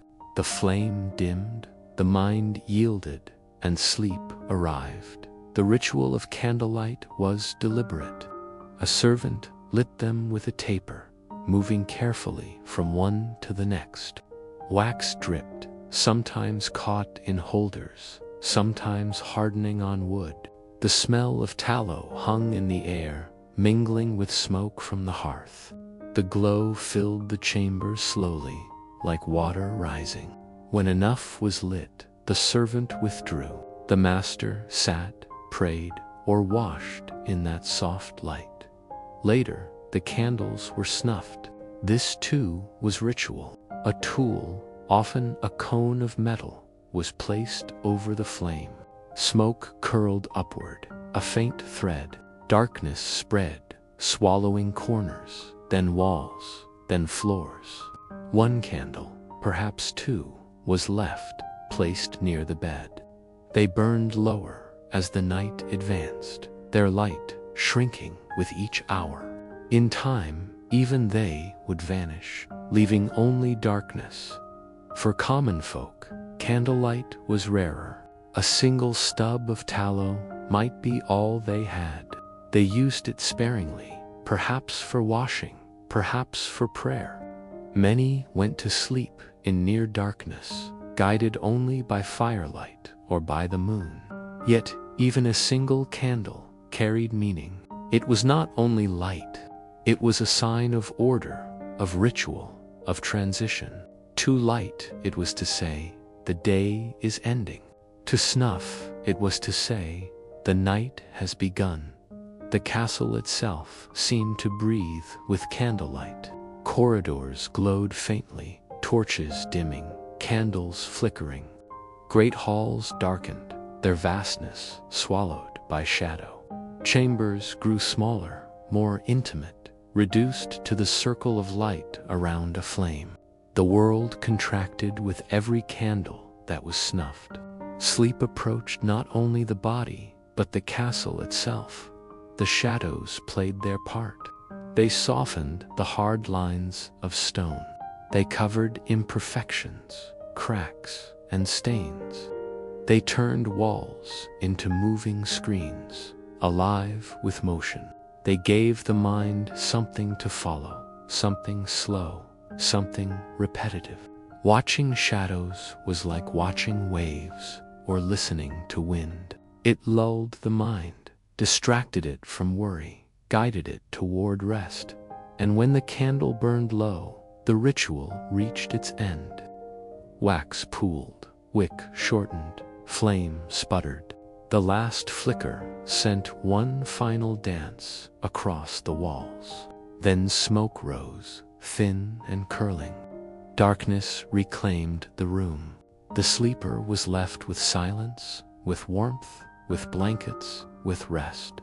Thus, the secret to sleeping warm in a medieval castle was not only in wool or fire, it was also in light, in the candle that glowed, in the shadows that moved, in the slow dimming of the world.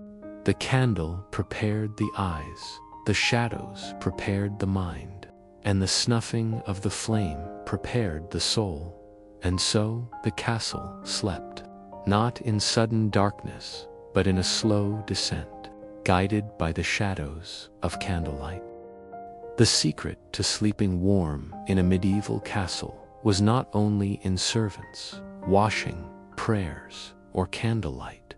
It was also in the way hours passed, slowly, steadily, almost without sound. Night was long in the medieval world, without clocks that ticked loudly, without lamps that shone brightly, without distractions that pulled the mind. The hours stretched wide. They passed like water flowing in darkness, unseen, unmeasured, but felt. To sleep in a castle was to rest within these hours, to drift with their rhythm, to surrender to their length. The measurement of time was different then. Bells rang in chapels or towers, marking the hours of prayer. Matins in the middle of night, lauds at dawn, compline at dusk. These were the signs by which people knew the hours. But within chambers there were no bells. There were only breaths, only flickers of fire, only the fading of candles. To lie in bed was to feel time not as numbers, but as silence that deepened, as shadows that grew, as warmth. Time sometimes came in the sound of servants' steps, a log added to the fire, a shutter adjusted against the wind. For commoners, time was measured by the body, the stiffening of limbs, the heaviness of eyelids, the slow turning in straw. The hours were not rushed. They were wide and patient. They invited rest. Sleep itself was not a single block. It came in segments. People often woke in the middle of the night, stirred by cold, by silence, by habit. This waking was not feared. It was expected. They prayed, they spoke quietly, they tended the fire. Then they returned to bed, wrapping themselves again in wool and fur. The hours of wakefulness were as much a part of rest as the hours of sleep. The night was not broken by them. It was shaped by them. In winter, the hours were longer. Darkness fell early, lingered late. Fires burned for many hours, wood consumed steadily. The sound of logs cracking marked the passage of time. Sparks rose, faded, rose again. Each hour was like a log, placed, burned, consumed, leaving behind only embers. In summer, the hours were shorter, but still they stretched, unbroken by noise, unbroken by haste. The castle itself seemed to keep the time. Its stones cooled slowly, its air grew still. The sounds of outside dogs, wind, owls came at intervals like markers of hours. A dog barked, then silence. Later, the wind whistled, then silence. Still later, a mouse scratched in the rushes, then silence. Each sound told the sleeper that another part of the night had passed. The slow passing of hours gave weight to dreams. Sleep came, broke, came again. Dreams rose, faded, returned. They stretched across the night like banners, loose and flowing. The sleeper might wake, remember, turn, and sleep again. The night was not one dream, but many, joined by silence. For those in higher chambers, the bells of chapels sometimes intruded. A low tolling, faint but steady, came through stone and wood. It marked midnight prayers. It reminded sleepers of the world beyond their beds. For monks, the bell was a command: rise, pray, return.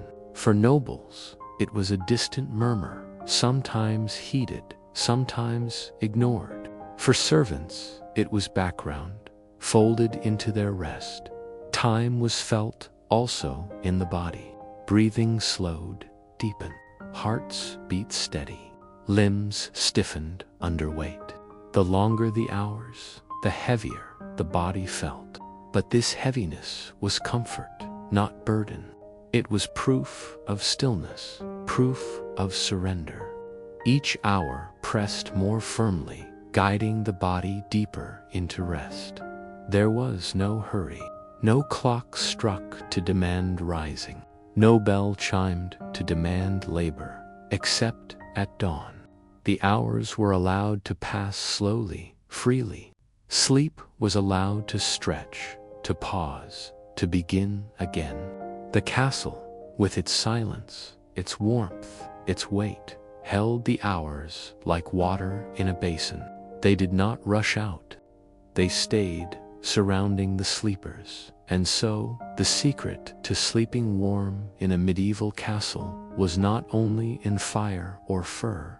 It was also in time itself, in hours that passed slowly, in rhythms that guided the body, in silence that measured the night. To surrender to these hours was to surrender to rest, and when dawn came at last, faint light seeping through shutters, roosters calling in the yard, bells ringing in the chapel, the long night ended. The hours had passed. The body had rested. The castle woke. The secret to sleeping warm in a medieval castle was not only in servants, or in washing, or in candlelight, or in the slow passage of hours. It was also in dreams. To close the eyes in a chamber of stone, to sink under wool and fur, to listen as silence pressed close. This was to enter a second world. The castle gave warmth to the body, but dreams gave warmth to the mind. They were not always pleasant. They were not always gentle. Yet they were constant, nightly companions, shaping rest as surely as blankets did. Dreams were not seen as meaningless. They were messages, signs, omens. To dream of water was to think of cleansing or of danger. To dream of fire was to think of passion or of warning. To dream of flight was to think of escape, of freedom. Each dream carried weight. Lords might call for interpreters. Monks might record them. Servants might whisper them to one another in the morning rush. Dreams lingered, their meaning sought, their power feared. The stone walls of the castle seemed to hold dreams as they held silence. Shadows lingered even in sleep. The smell of smoke, the press of fur, the faint creak of wood, all these slipped into dreams. A crack in the fire became a thunder in the mind. A draft at the shutter became a ghost at the door. The real world fed the imagined one, and the sleeper moved between them without boundary. Some dreams were comforting. A mother dreamed of her child safe. A soldier dreamed of victory. A servant dreamed of rest without labor. These dreams eased the night, made the hours lighter, carried the sleeper toward peace. Other dreams were heavy. The weight of stone pressed even in sleep. Narrow corridors became endless passages. Towers stretched higher and higher, unreachable at their top. Shadows deepened into figures that would not move. These dreams carried fear, but even fear was part of rest. To face it in dreams was to wake stronger, calmer, relieved that it was only shadow. Superstition grew around dreams. Herbs were placed near pillows to shape them. Lavender was thought to bring peace. Rue was thought to ward off nightmares. Rosemary was thought to preserve memory. Charms were worn to keep dark visions away. Prayer was spoken not only for waking safety, but for sleeping safety, protection from terrors of the night. For monks, dreams were watched carefully. They might be visions, messages from God, temptations from the devil. To see an angel was to hope. To see darkness was to beware. Their writings tell of nights filled with battles, voices, signs. They did not dismiss them. They recorded them, studied them, treated them as serious. For nobles, dreams were sometimes guidance. Kings had dreams before battles, before decisions. Their interpreters spoke of outcomes, of warnings. A single dream could weigh as heavily as counsel from advisors. Within stone walls, where silence was deep and hours long, such dreams felt even stronger. For servants, dreams were whispers. They dreamed of food, of family, of escape. Their straw beds, their thin blankets, their weary bodies gave them dreams of abundance. To wake was to return to labor. Yet the dreams carried them through, gave them moments of comfort, gave them visions that made the night easier.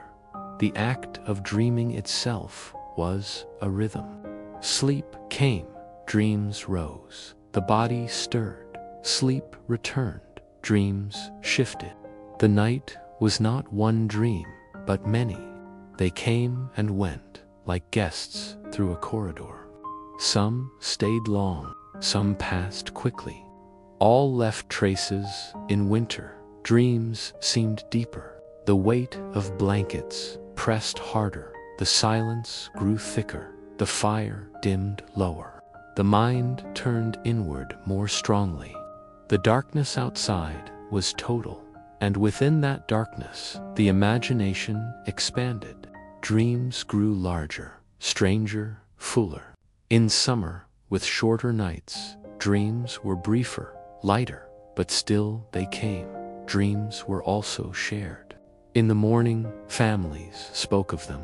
Children told of visions, of animals, of play. Adults spoke of warnings, of signs. Sometimes they laughed at them, sometimes they feared them.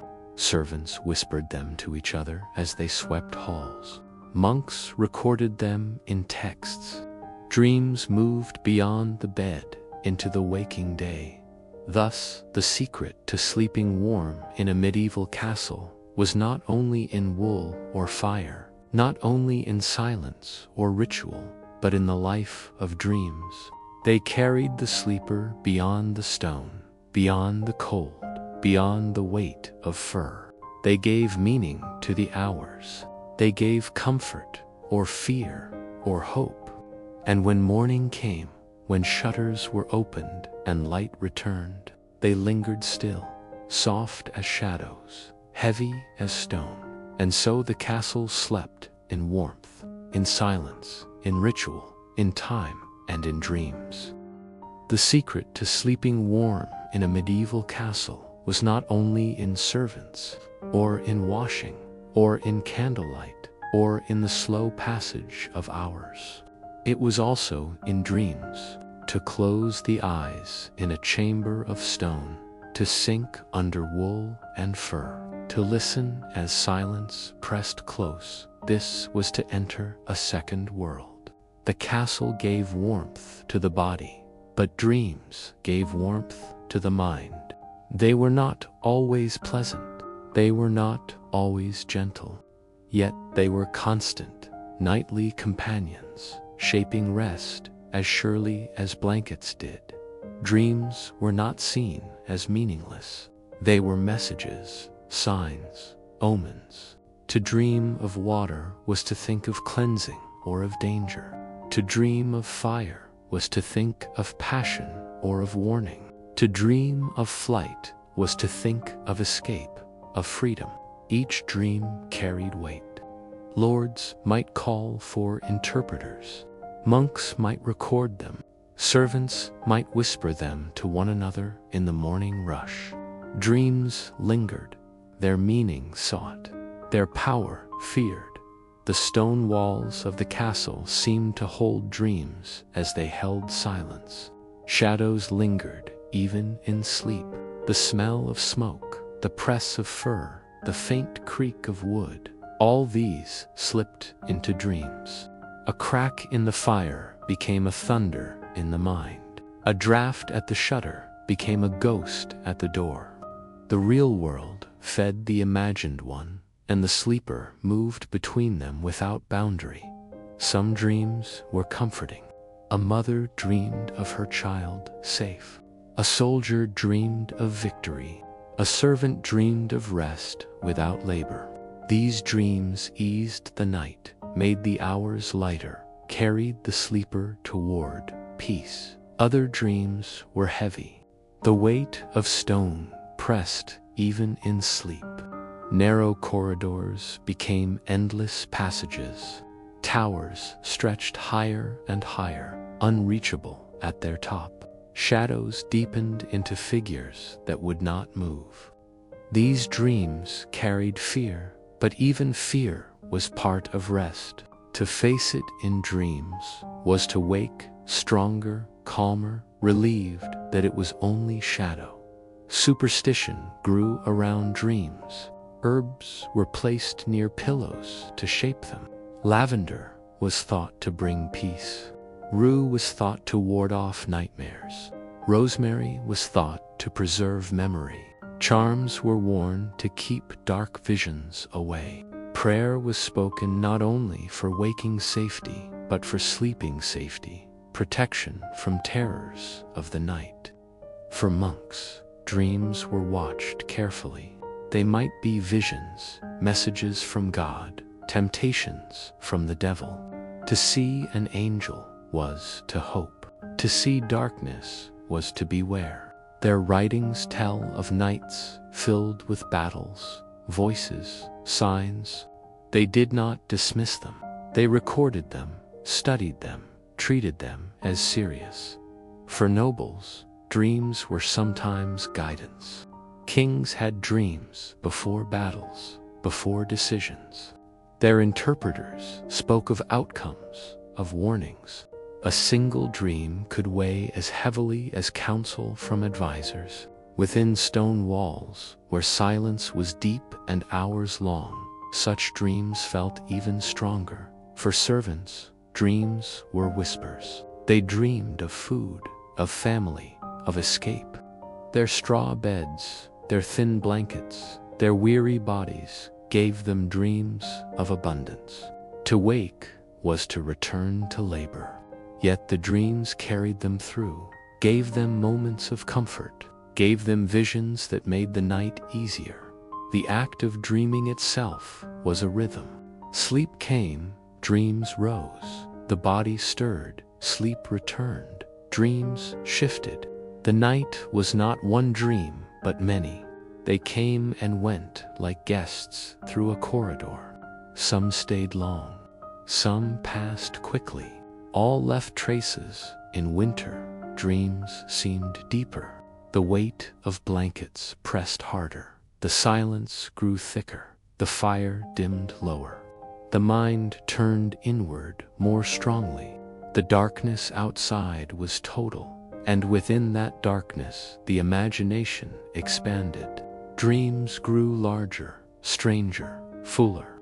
In summer, with shorter nights, dreams were briefer, lighter, but still they came. Dreams were also shared. In the morning, families spoke of them. Children told of visions of animals, of play.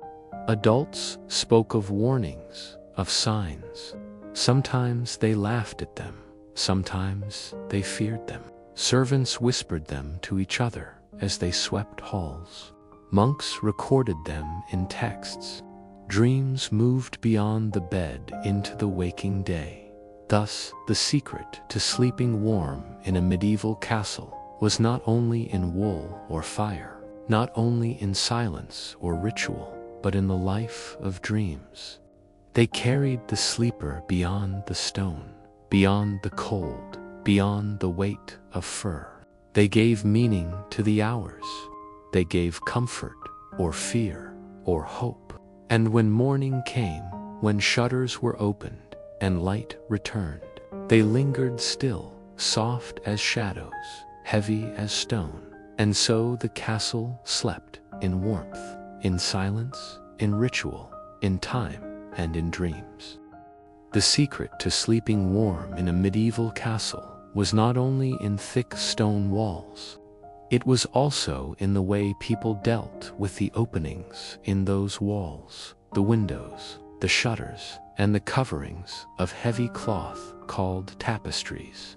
These details may seem small, but they mattered greatly, for it is often through small openings that the cold creeps in, to rest well, to sleep without shivering. These openings had to be managed with care. Medieval castle windows were not like modern glass panes. Most were narrow, thin, and vertical. They were made less for looking out and more for defense. Arrows could be fired through them, but wide drafts could also slip through. In the day, these slits allowed some light, though never much. At night, they became channels for cold air, letting the chill of the outside seep into the room.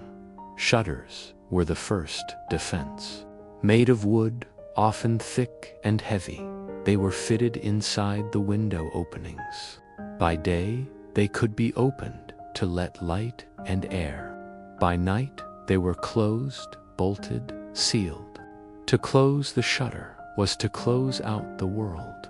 The sound of it, the weight of wood against stone, gave comfort. It meant the cold was kept back, at least for a while.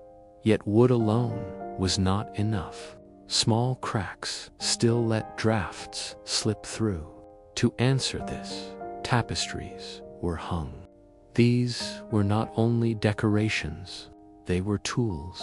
A tapestry was a great piece of cloth, woven thick, sometimes with designs, sometimes plain.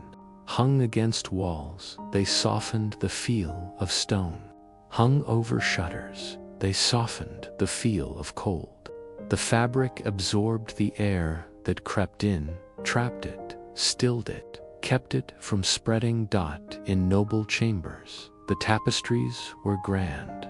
They showed hunting scenes, battles, saints, and stories. But behind their beauty lay their greater purpose, warmth. To sit near a wall hung with tapestry was far warmer than to sit near bare stone. To sleep in a bed surrounded by cloth hangings was far warmer than to sleep in the open. Nobles valued beauty, yes, but they valued comfort as well. Servants did not always have such hangings. Their windows were smaller, their shutters simpler, their coverings rougher. Yet even rough cloth, even old furs, even bundled rushes stuffed in cracks, all these helped. Every layer slowed the cold. Every barrier made the night easier. The way shutters and tapestries worked together mattered. A shutter closed first, strong against wind. Then a cloth hung, soft against drafts. The two combined, wood and fabric, hard and soft, solid and yielding, formed a wall within a wall. In this way, the castle defended not only with stone, but with care, with craft, with layers. The placement of beds also showed thought. Few would sleep pressed directly against a window. Beds were pulled back, placed in warmer corners, often against inner walls. Nobles had canopies with curtains of heavy cloth that surrounded the bed itself, creating a small room within the room. Inside this canopy, warmth gathered, and drafts were kept out. The castle within a castle, the wall within a wall, the bed within the chamber, all these layers kept the sleeper warm. At night, the sound of shutters mattered too. Wind struck them, rattled them, tested them. To hear them hold was to feel safe. To hear them creak was to know they resisted. Sleepers drifted off to such sounds, comforted by the thought that the outside storm was stopped at the shutter. Sometimes shutters were lined or reinforced. Cloth, fur, or even leather might be pressed against them. The goal was always the same: to thicken the barrier, to slow the cold. And if no tapestry was large enough, smaller cloths were hung together, patchwork against the night. The castle was not careless. It made use of what it had. In great halls, tapestries covered vast stretches of stone. They told stories, yes, but they also softened echoes, held warmth, gave the hall a gentler feel. Without them, sound was harsh, air was sharp, comfort was little. With them, the hall became more human, more bearable. Lords might boast of their tapestry's beauty, but servants knew their deeper value. Thus, windows, shutters, and tapestries were not small details, but central parts of sleeping warm. They kept out wind. They softened drafts. They layered protection. Without them, even the thickest walls could not keep a chamber warm. With them, even a small fire, even a few furs, even a weary body could find rest. The secret lay in layers: stone, wood, cloth. Each did its part. Together they formed a shield. And within that shield, the sleeper closed his eyes, breathed slowly, drifted into the long night, safe from the cold outside. The secret to sleeping warm in a medieval castle was not only in thick stone walls. It was also in the way people dealt with the openings in those walls, the windows, the shutters, and the coverings of heavy cloth called tapestries. These details may seem small, but they mattered greatly, for it is often through small openings that the cold creeps in. To rest well, to sleep without shivering. These openings had to be managed with care. Medieval castle windows were not like modern glass panes. Most were narrow, thin, and vertical. They were made less for looking out and more for defense. Arrows could be fired through them, but wide drafts could also slip through. In the day, these slits. At night, they became channels for cold air, letting the chill of the outside seep into the room. Shutters were the first defense. Made of wood, often thick and heavy, they were fitted inside the window openings. By day, they could be opened to let light and air. By night, they were closed, bolted, sealed. To close the shutter was to close out the world. The sound of it, the weight of wood against stone, gave comfort. It meant the cold was kept back, at least for a while. Yet wood alone was not enough. Small cracks still let drafts slip through. To answer this, tapestries were hung. These were not only decorations, they were tools. A tapestry was a great piece of cloth, woven thick, sometimes with designs, sometimes plain. Hung against walls, they softened the feel of stone. Hung over shutters, they softened the feel of cold. The fabric absorbed the air that crept in, trapped it, stilled it, kept it from spreading. In noble chambers, the tapestries were grand. They showed hunting scenes, battles, saints, and stories. But behind their beauty lay their greater purpose: warmth. To sit near a wall hung with tapestry was far warmer than to sit near bare stone. To sleep in a bed surrounded by cloth hangings was far warmer than to sleep in the open. Nobles valued beauty, yes, but they valued comfort as well. Servants did not always have such hangings. Their windows were smaller, their shutters simpler, their coverings rougher. Yet even rough cloth, even old furs, even bundled rushes stuffed in cracks, all these helped. Every layer slowed the cold. Every barrier made the night easier. The way shutters and tapestries worked together mattered. A shutter closed first, strong against wind. Then a cloth hung, soft against drafts. The two combined, wood and fabric, hard and soft, solid and yielding, formed a wall within a wall. In this way, the castle defended not only with stone, but with care, with craft, with layers. The placement of beds also showed thought. Few would sleep pressed directly against a window. Beds were pulled back, placed in warmer corners, often against inner walls. Nobles had canopies with curtains of heavy cloth that surrounded the bed itself, creating a small room within the room.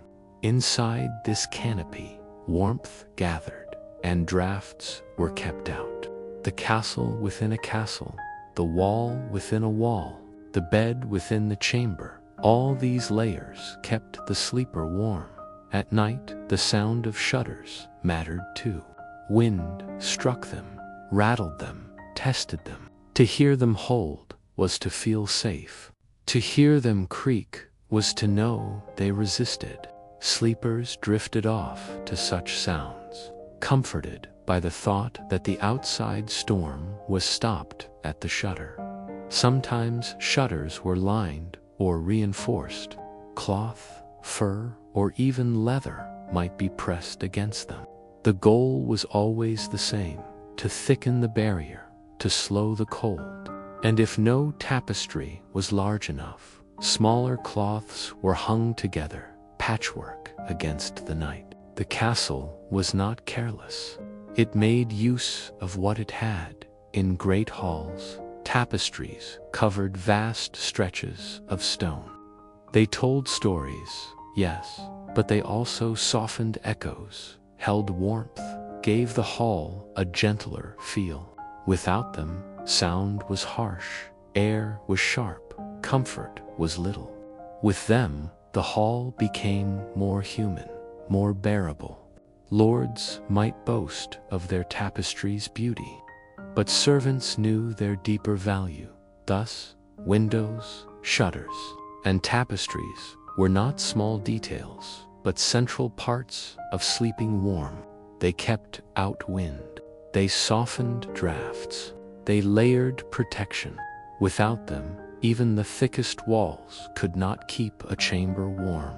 With them, even a small fire, even a few furs, even a weary body could find rest. The secret lay in layers: stone, wood, cloth. Each did its part. Together they formed a shield, and within that shield, the sleeper closed his eyes, breathed slowly, drifted into the long night, safe from the cold outside.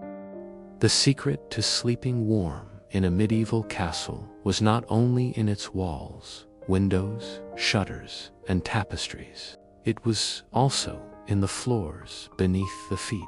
For warmth does not only vanish through open air, it sinks downward into the ground, into stone, into the cold earth. To sleep well in a castle chamber, one had to think not only of the walls around, but of the floor below. Castle floors were often made of stone. Strong, durable, unyielding. Stone supported weight and lasted centuries. But stone was also cold. In winter, the chill of stone rose upward, spreading into chambers.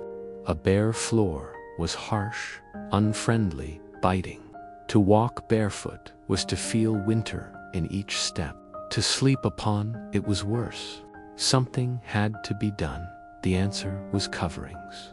Rushes, reeds, straw, cloth, and skins were spread upon the floors.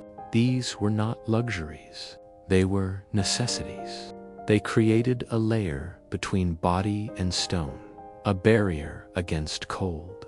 They softened hardness, muffled sound, trapped warmth. In great halls, rushes were laid thick. Servants brought bundles of them, fresh from riverbanks or meadows.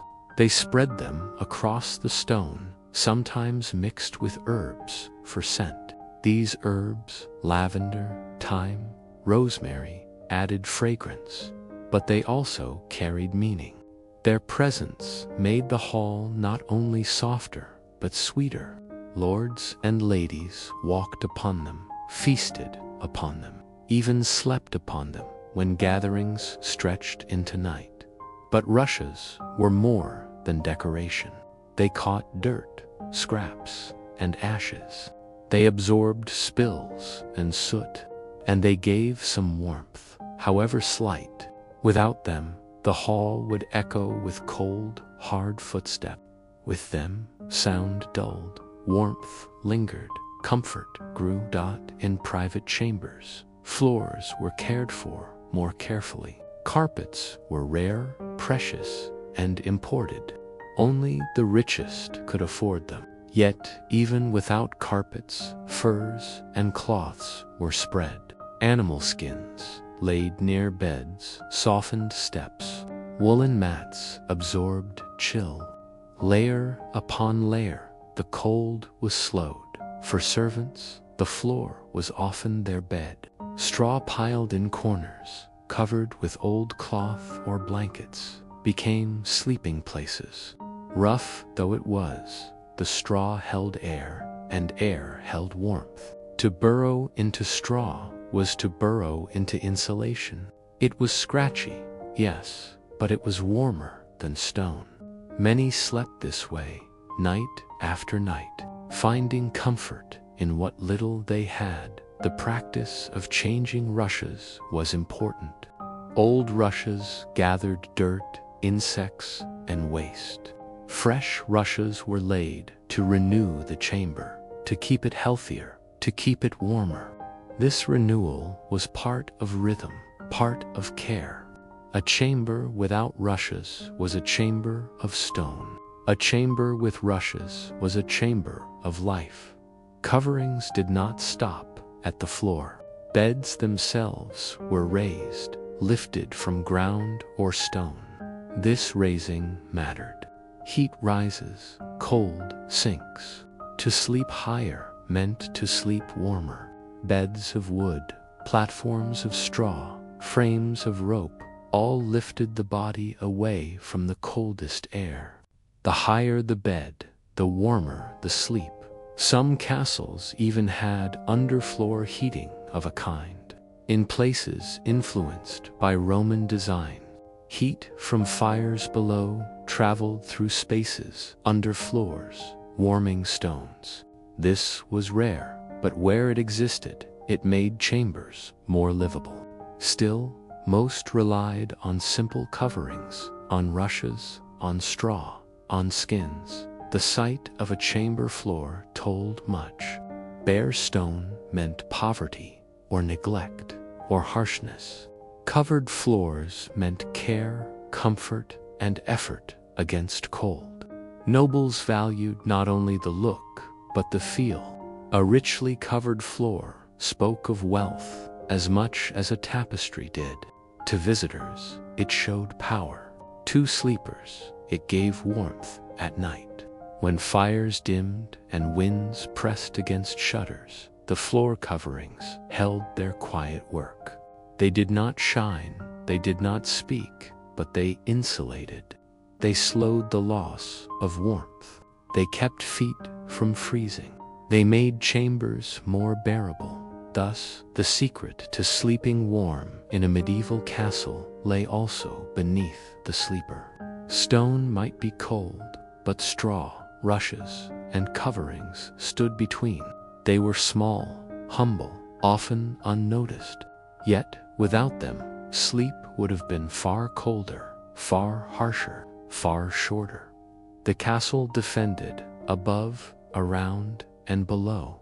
walls, shutters, tapestries, and rushes, each played a role. Together they created a place where sleep, though never fully free from cold, could at least be found, could at least be kept. The medieval castle was never simply a pile of stones. To those who built it, lived within it, and slept inside its chambers, the castle was more than structure. It was a body. It was a shelter that breathed, absorbed, whispered, and endured. To rest inside was not only to lie beneath walls, but to become part of a system that worked day and night, winter after winter, century after century, to protect human sleep. The stones were not lifeless. The walls were not empty. The castle, in its own way, lived. The outer walls of the castle were its skin. They stood against the outside world with unwavering strength. Winter winds struck them, frost clung to them, and rain beat upon them, but the walls resisted. Inside, life was different. Still cold, yes, but steadier. The stone absorbed heat during the day and released it slowly by night. Its thickness dulled sudden changes. Within these walls, men and women found continuity. They breathed easier because the skin of the castle stood firm. No matter how harsh the storm outside, the stone wrapped itself around them, holding them close in its vast embrace. Deep inside, fire was the castle's heartbeat. Flames in kitchens, halls, and chambers pulsed like blood.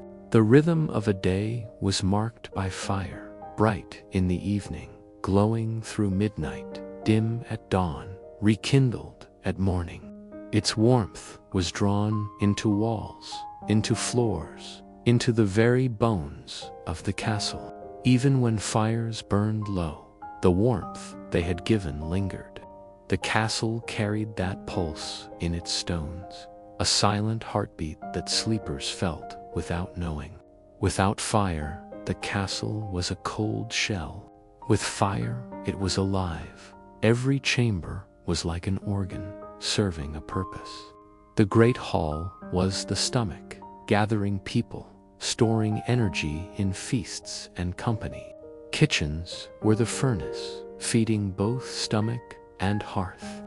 Bedchambers were the heart's chambers, smaller, closer, designed to hold warmth within narrow limits.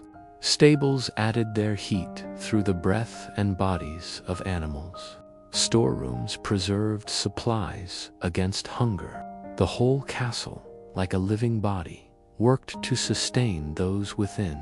Air moved through the castle like blood through veins. Drafts crept, winds wound their way, smoke rose through shafts. Some currents cut harshly, chilling the skin of those who walked the halls. But many were slowed by doors, staircases, and arches. Spiral stairways trapped the air, softening its bite. Corridors curved, weakening the speed of drafts. The castle did not seal air completely, but it regulated it as a body regulates breath at night. When fires dimmed and voices stilled, the castle had its own sounds. Beams groaned as wood shifted. Doors creaked in their frames. The wind sighed through arrow slits. These were not frightening, but familiar. Generations grew used to them. The castle's voice became the lullaby of life inside. To close one's eyes in a chamber was to listen to stone and timber murmur softly. Its constancy gave comfort. The strength of the castle did not lie in a single feature. No single wall, no single fire, no single chamber was enough. The true secret was in unity. Fire warmed stone. Stone released warmth, slowly. Tapestries softened air. Narrow chambers trapped heat. Doors and corridors shaped drafts. Each part helped the others. Together, they formed a system that kept sleep possible even in harshest winter. The castle lived as a whole, not as fragments. The walls were more than physical. They were reassurance. To lie beneath thick arches, to hear the bolts on doors, to know enemies and storms were far beyond, this gave the mind rest. Even if breath still clouded in the cold, the sleeper felt safer. The psychological embrace was as vital as the physical one. Without it, fear would have kept men and women awake. With it, the castle became both blanket and guard. The castle lived because people lived within it. Fires were fed by human hands. Heat was shared by bodies gathered together in halls. Even in bedchambers, servants, lords, and families sometimes slept close, not only for company but for warmth. Their breath thickened the air. Their bodies raised the temperature. The castle was not shelter without them. With them, it breathed, pulsed, endured. Year after year, generation after generation, people slept within the same walls. The winters came, harsh and endless. The stones endured, carrying warmth from countless fires. The castle held life long after its builders had turned to dust. In its endurance, it became more than structure. It became memory. Even in ruin, its presence lingers. A broken wall still shows the thickness that once held heat. A fallen tower still suggests the body of a living shelter that once embraced sleepers. To sleep inside was to rest inside a being larger than oneself. The walls were its skin, the fires its heart, the rooms its organs, the corridors its veins, the sounds its voice, and the unity of all its parts its soul. The castle was alive, not in flesh, but in function. It gave warmth imperfectly, but gave it steadily. And in its embrace, sleep was possible, night after night, winter after winter. Sleep in a medieval castle was not merely a personal act. It was part of the rhythm of community, of survival, of a long winter night stretching from dusk to dawn. When the day ended and the gates were closed, when the torches in the courtyard burned lower and the kitchens finished their final tasks, the castle seemed to change its nature. What had been a place of noise, activity, and labor during daylight became a place of silence, a place of endurance, a place of waiting. The long hours of darkness demanded patience, and patience was learned through habit. For those who lived inside, sleep did not always come easily. The air was heavy with smoke from fires. The chill crept in through cracks in the stone, and the sounds of animals from the stables echoed faintly through the night. Yet, in that imperfect environment, men and women lay down, pulling cloaks around their bodies, whispering prayers, and surrendering to the stillness of night. Sleep was not a luxury. It was a necessity, and it was taken as one more duty of life. The body adjusted in time.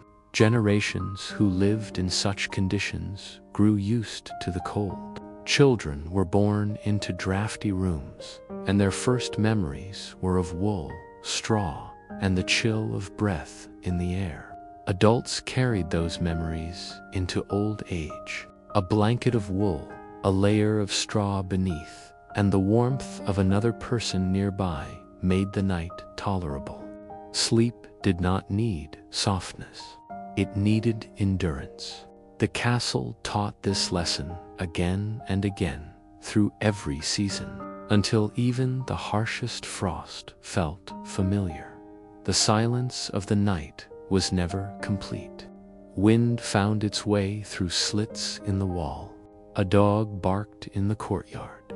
A guard's footsteps echoed faintly on the ramparts above. The horses shifted in the stables, their hooves thudding lightly against wooden floors.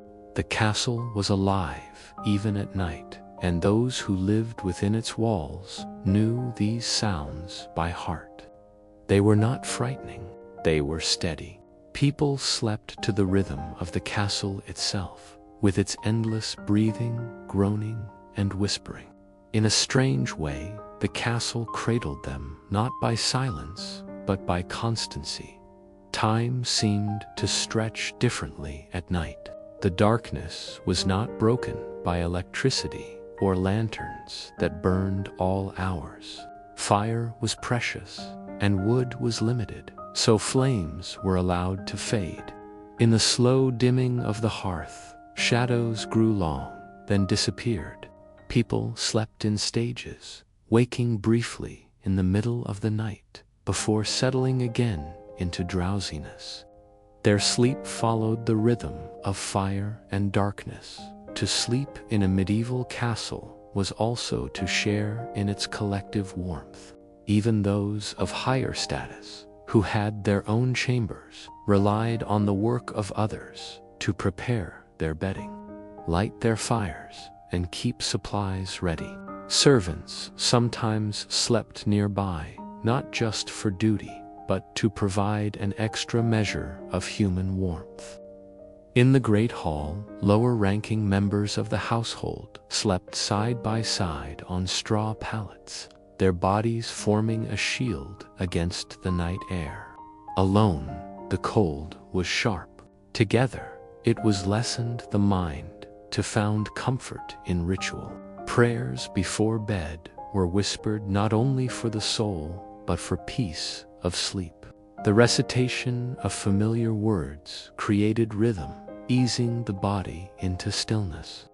Some clutched charms or small tokens for safety.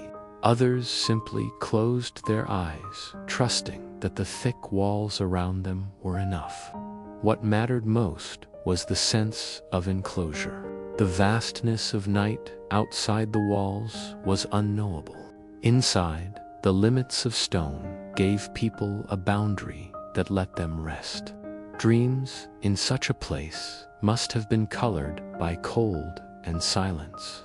Imagine lying on a straw bed, the faint glow of embers on the hearth painting the ceiling with light. Imagine the draft creeping at your feet and the sound of a horse breathing in the stable below. Sleep came not with comfort, but with surrender. To sleep was to accept the world as it was, harsh yet familiar, restless yet secure. It is important to remember that these nights were long. In winter, darkness lasted more than half the day. People did not fill all those hours with sleep, but much of it was spent in lying still, conserving warmth, drifting in and out of slumber. The bed was not simply a place to rest, but a refuge, a cocoon against the freezing air. A blanket might be thin, but a blanket plus another body, plus the walls of the chamber, plus the fire that had burned earlier, combined into a system of survival. Some slept in layers of clothing, keeping boots or cloaks close at hand. The cold was so much a part of life that preparing for bed did not mean undressing, but adding protection. In wealthier households, fur was used, but even fur was not endless. Much of the population depended on wool, rough but warm.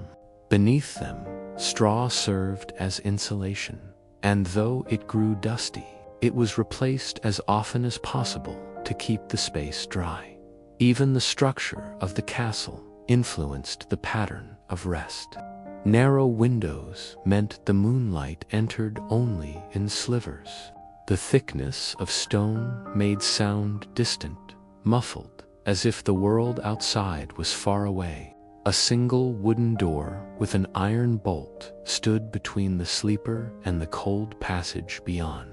The sense of enclosure was complete.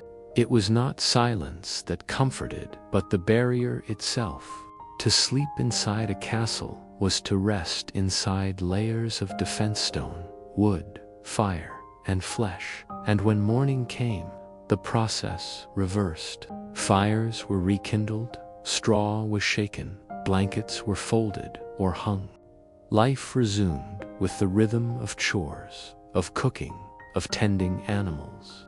The night had passed, survival had been achieved, and the castle prepared itself to endure another cycle of day and darkness. For those within its walls, the memory of sleep was not about comfort, but about having made it through. Night after night, year after year, generation after generation, people closed their eyes within castles, enduring the cold, finding strength in the repetition of ritual, and sharing in the strange companionship of stone walls and flickering fire. They survived not by escaping discomfort, but by embracing it. Sleep became less about luxury and more about survival, less about rest and more about acceptance. And in that acceptance, the human spirit endured. When the night stretched across the land and the castle settled into its slow rhythm of rest, not everyone within its walls found the same kind of sleep. The castle was divided by rank, by duty, and by space, and each of these divisions shaped the way people closed their eyes and endured the darkness. For the lord and his family, chambers were set apart, often higher in the towers or deeper within the keep, with thicker walls and stronger doors. For the servants, the soldiers, and the stable hands, rest came in more crowded spaces, closer to the drafts and the noise of animals. The difference was not only in comfort, but in expectation. The lord's chamber might hold a larger bed, perhaps with a canopy, perhaps with heavy curtains that trapped heat. The mattress might be stuffed with feathers rather than straw. There might even be furs laid across the blankets. Yet, even with these advantages, the chamber was still cold by modern standards. The fire burned down, the stone walls exhaled chill, and breath fogged in the air. The privilege was relative. It meant a degree less suffering, not its absence. In the great hall, the experience was far more communal. At the end of feasts or long days of work, benches were moved aside, rushes on the floor were swept, and pallets of straw were laid out in rows. People lay down side by side, sometimes wrapped in their own cloaks, sometimes sharing blankets. The press of bodies created its own warmth, a human furnace that pushed back against the creeping cold. To sleep in the hall was to surrender individuality, to accept the nearness of others, and to blend into the rhythm of the group. For guards, sleep was not whole but broken. Watches were divided, and each man or woman knew their turn to walk the walls, to stare into the darkness beyond the moat, to listen for sounds of danger. Their rest came in intervals, light and uneasy, always with the awareness that they would be shaken awake for duty. In winter, the burden was heavier. The cold cut through armor and cloak, and the relief of returning to a bed, however hard, was profound. The guard's sleep was the sleep of exhaustion, snatched in brief moments before the next watch began. Children in the castle adapted in their own way. They often slept with their families, clustered around parents or older siblings. Their beds were rarely private. Instead, they learned early the comfort of closeness, the rhythm of shared breathing, the security of a familiar body beside them. For them, the castle was not strange but home, and its sounds the creak of beams, the call of a night bird, the crackle of a dying fire were lullabies that marked their nights as ordinary. The arrangement of sleep reflected not just social order, but necessity. Warmth was a resource to be shared.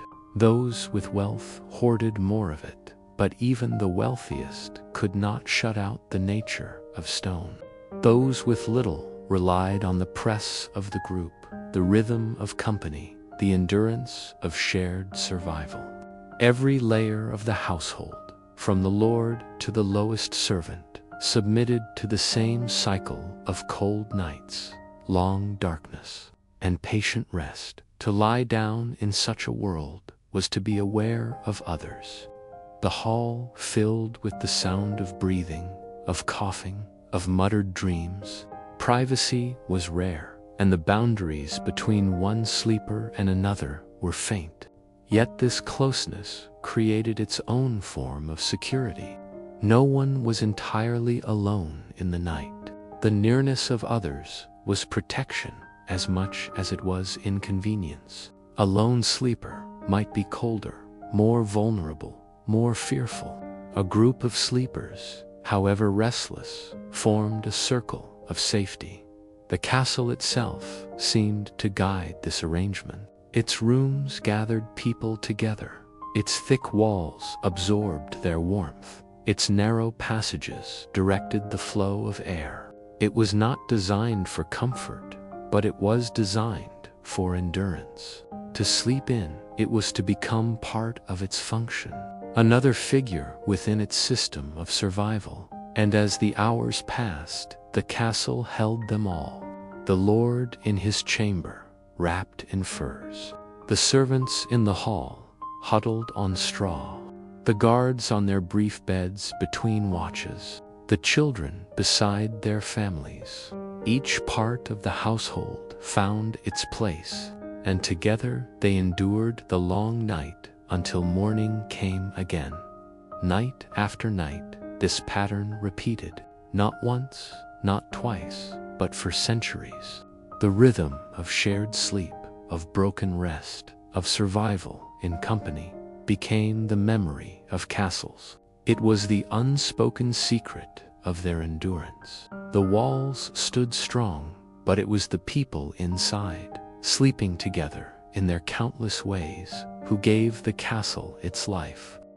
The experience of sleep in a medieval castle was shaped not only by the walls and the bedding, but also by the cycle of seasons. Winter brought the harshest nights, when even the thickest stone and the heaviest wool could not keep out the bite of frost. But summer, too, had its own rhythm of rest, when heat built up during the day and lingered in the chambers long into the night. The people of the castle lived according to these cycles, and their sleep was tuned to the world outside as much as to the walls around them in the heart of winter. The act of going to bed was less about comfort and more about strategy. Firewood was limited, so flames were carefully managed. A fire might burn strongly in the evening, but by midnight it would often be reduced to glowing embers. Families and servants alike learned to gather around those last embers, drawing as much warmth as possible before the chill crept back in. Cloaks were pulled tighter, cloisters were filled with the sound of muffled breaths, and sleep became a negotiation with the cold. Summer nights were gentler, but even then, the stone of the castle shaped the experience. Thick walls that had held in warmth during the winter now held in heat. Chambers higher in the towers could feel stifling, their small windows admitting little breeze. People sought relief in shaded corners, or sometimes even in the courtyard when the air was still. Sleep was lighter in summer, interrupted by insects, by sounds of animals stirring late, by the sheer closeness of heavy air. Yet, in its own way, it was just another rhythm, and people adjusted. Autumn and spring provided transitions. In autumn, sleep came earlier. As the nights grew longer, and people prepared themselves for the endurance of winter. Straw was gathered, bedding was repaired, and supplies were stored to make the season bearable. In spring, sleep was restless with the activity of renewal. Birds called earlier, animals stirred sooner, and the dampness of thawing earth crept into chambers. Each season demanded its own adjustment, and the castle's inhabitants adapted as naturally as they breathed. The rhythm of night was also shaped by tasks that never fully ended. In the kitchens, someone remained to tend embers for the morning fire. In the stables, grooms might rise during the night to check on animals. In the Lord's chamber, servants sometimes slept nearby, ready to fetch water or tend the hearth if needed. The castle never entirely slept. It rested in fragments, with some waking while others dreamed. The result was a household always half alert, always half at rest, caught between vigilance and slumber. Those who lay down in the great hall knew this especially well. Dozens of bodies filled the floor, each one with its own rhythm of breathing, turning, coughing, or whispering in the dark. Sleep in such a place was not a deep silence, but a shared experience. The sound of one person shifting might wake another, and the murmur of voices could pass briefly before fading again into snores. Yet, in that constant shifting, there was also reassurance. No one slept alone. No one faced the night in solitude. The dreams of those nights must have been shaped by this closeness. Perhaps they dreamed of warmth when they felt the cold creeping in. Perhaps they dreamed of open fields while lying in stone chambers. Perhaps they dreamed of silence while surrounded by the sounds of 100 breaths. Whatever their dreams, they carried the weight of their surroundings with them. Sleep was not escape, but continuation. Another way of being inside the castle's embrace.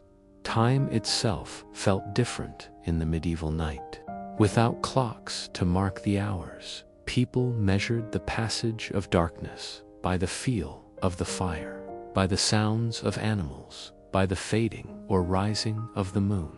Some woke naturally in the middle of the night, lying awake for a time before drifting back into slumber. Others broke their sleep to pray, believing that the stillness of midnight was especially suited to devotion. Sleep was not a single block, but a series of passages, a journey through stages of rest and waking. The castle itself reinforced this rhythm. Its walls held the cold or the heat. Its windows admitted faint glimmers of moonlight. Its fires provided the measure of warmth. Every element of the building became part of the sleeper's experience. To live in such a place was to surrender to its nature, to accept that the castle itself decided much about how one slept. And yet, despite the challenges, sleep was always found. The body, weary from labor, from watch, from worry, surrendered eventually. Whether on straw in the hall, on furs in a private chamber, or on a bench near the kitchen hearth, people closed their eyes and drifted into the same silence. The castle, for all its hardness, gave them that. It gave them a place to rest, however imperfect, however cold. It gave them continuity, night after night, season after season, century after century. The seasons passed, the centuries turned, and still the memory of that rhythm lingers.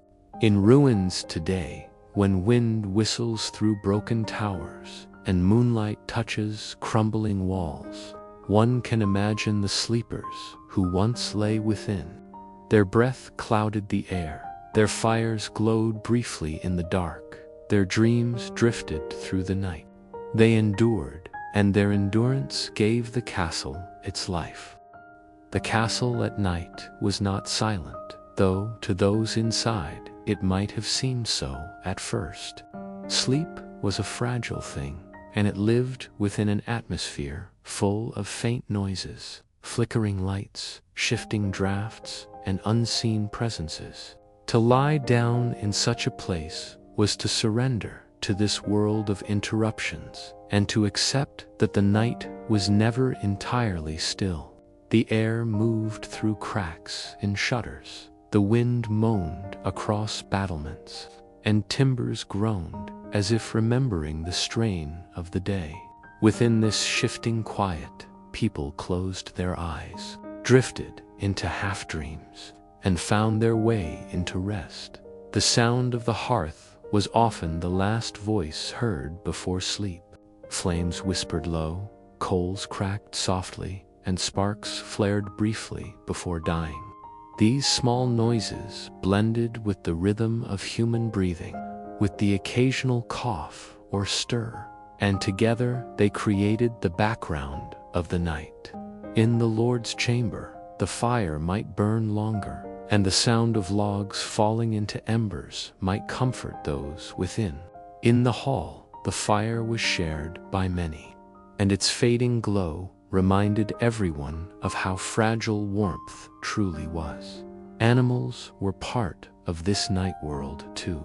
Horses shifted in stables, stamping their hooves, blowing out warm breaths that misted in the cold. Dogs stirred near doorways, growling softly in dreams, or barking suddenly at sounds outside the walls. Chickens rustled in their roosts, and rats scurried unseen along beams. These creatures lived beside the people, sharing their rhythms, interrupting their sleep, and yet also protecting them in ways. A bark in the night might warn of intruders. The shift of animals might signal changes in weather. Their presence, for all its noise, was inseparable from the experience of sleeping in a castle. For those lying awake, the night could feel endless. Without clocks, time stretched in ways that were hard to measure. The dark was not only long but heavy, pressing down on those awake. Some prayed quietly, whispering words into the stillness. Some stared at the ceiling beams, tracing their shapes in the faint firelight. Some shifted position again and again, trying to find comfort against the hardness of straw or the weight of wool. Wakefulness in the medieval night was a common thing, a shared secret, even if it was rarely spoken of in the day. Dreams themselves were considered more than illusions of sleep. Many believed they carried meaning, that they revealed truths hidden in the world. A dream of warmth might be taken as a sign of good fortune. A dream of falling could suggest danger ahead. In the castle, dreams were shared in whispers the next morning, compared and interpreted. Sleep was not only for the body, but for the soul, and what happened in dreams mattered. The restless nights of winter, filled with broken rest and many awakenings, brought with them a flood of dreams, each one carrying weight. The rhythm of sleep was also shaped by interruption. Guards moved through the corridors, their footsteps echoing on stone. Bells sometimes rang, marking late prayers or sudden alarms. The call of a watchman on the wall might drift down into chambers, pulling sleepers into half-awareness before they sank back into dreams. These interruptions were part of the castle's life, reminders that safety was always conditional, that even in sleep one remained connected to duty. To live in a castle was never to be entirely free from responsibility, even at night. Yet there was also comfort in this restless sleep. The castle held its people close, wrapping them in walls of stone that had stood for generations. The sounds of others nearby, the breathing of family, the turning of servants, the distant footsteps of guardsmen, that one was never alone. In a world where dangers lurked outside the walls, the closeness of others was safety. Sleep, broken and imperfect as it was, still carried the promise of protection. The architecture itself shaped every moment. Narrow windows admitted little light, but the moon sometimes found its way in, casting pale silver across beds and floors. High ceilings echoed the faintest noises, turning small sounds into presences larger than they were. Doors creaked, hinges groaned, and drafts moved through hidden cracks. The castle was alive with sound and motion, and sleep came within that living structure, shaped by it, guided by it, never separate from it. Servants often experienced the night differently than lords. For them, sleep was sometimes delayed by chores that stretched late, or broken by tasks required at odd hours. A maid might rise to stoke a fire, a boy might fetch water, a cook might prepare for an early meal. Their rest was often shorter, lighter, interrupted by duty. Yet they, too, found their way to dreams, even if only for a few hours, huddled close in shared spaces, wrapped in worn blankets, finding comfort in proximity rather than luxury. Children, less burdened by responsibility, slipped into sleep more easily, though they, too, stirred in the cold. They clung to their parents or siblings, seeking warmth and safety in touch. Their dreams were vivid, filled with the sounds and images of the day, shaped by stories told at the hearth or by fears whispered in the dark.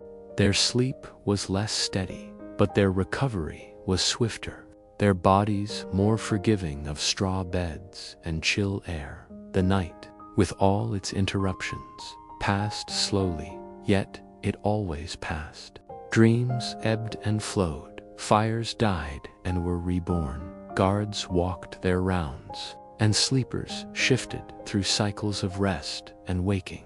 By the time dawn touched the horizon, the castle stirred again with new life. Sleep ended not with silence, but with movement, the sound of doors opening, animals calling for food, fires being rekindled, voices murmuring as people rose. The fragile world of night gave way to the busyness of day, and the memory of restless sleep dissolved into the rhythm of work. And still the cycle repeated, night after night. The castle's people endured the same conditions, accepted the same interruptions, and surrendered to the same restless dreams. It was not comfort they sought, but endurance. To sleep in a castle was to participate in this endless pattern, to share in the life of the walls, the fires, the voices, and the silences. For centuries, this pattern shaped human lives, and it remains in memory even now. The final hours of the medieval night carried a strange weight. The castle seemed quieter then, not because sound was absent, but because those who stirred did so softly, as if reluctant to disturb what little rest remained. Sleep at this stage was deeper for some and lighter for others.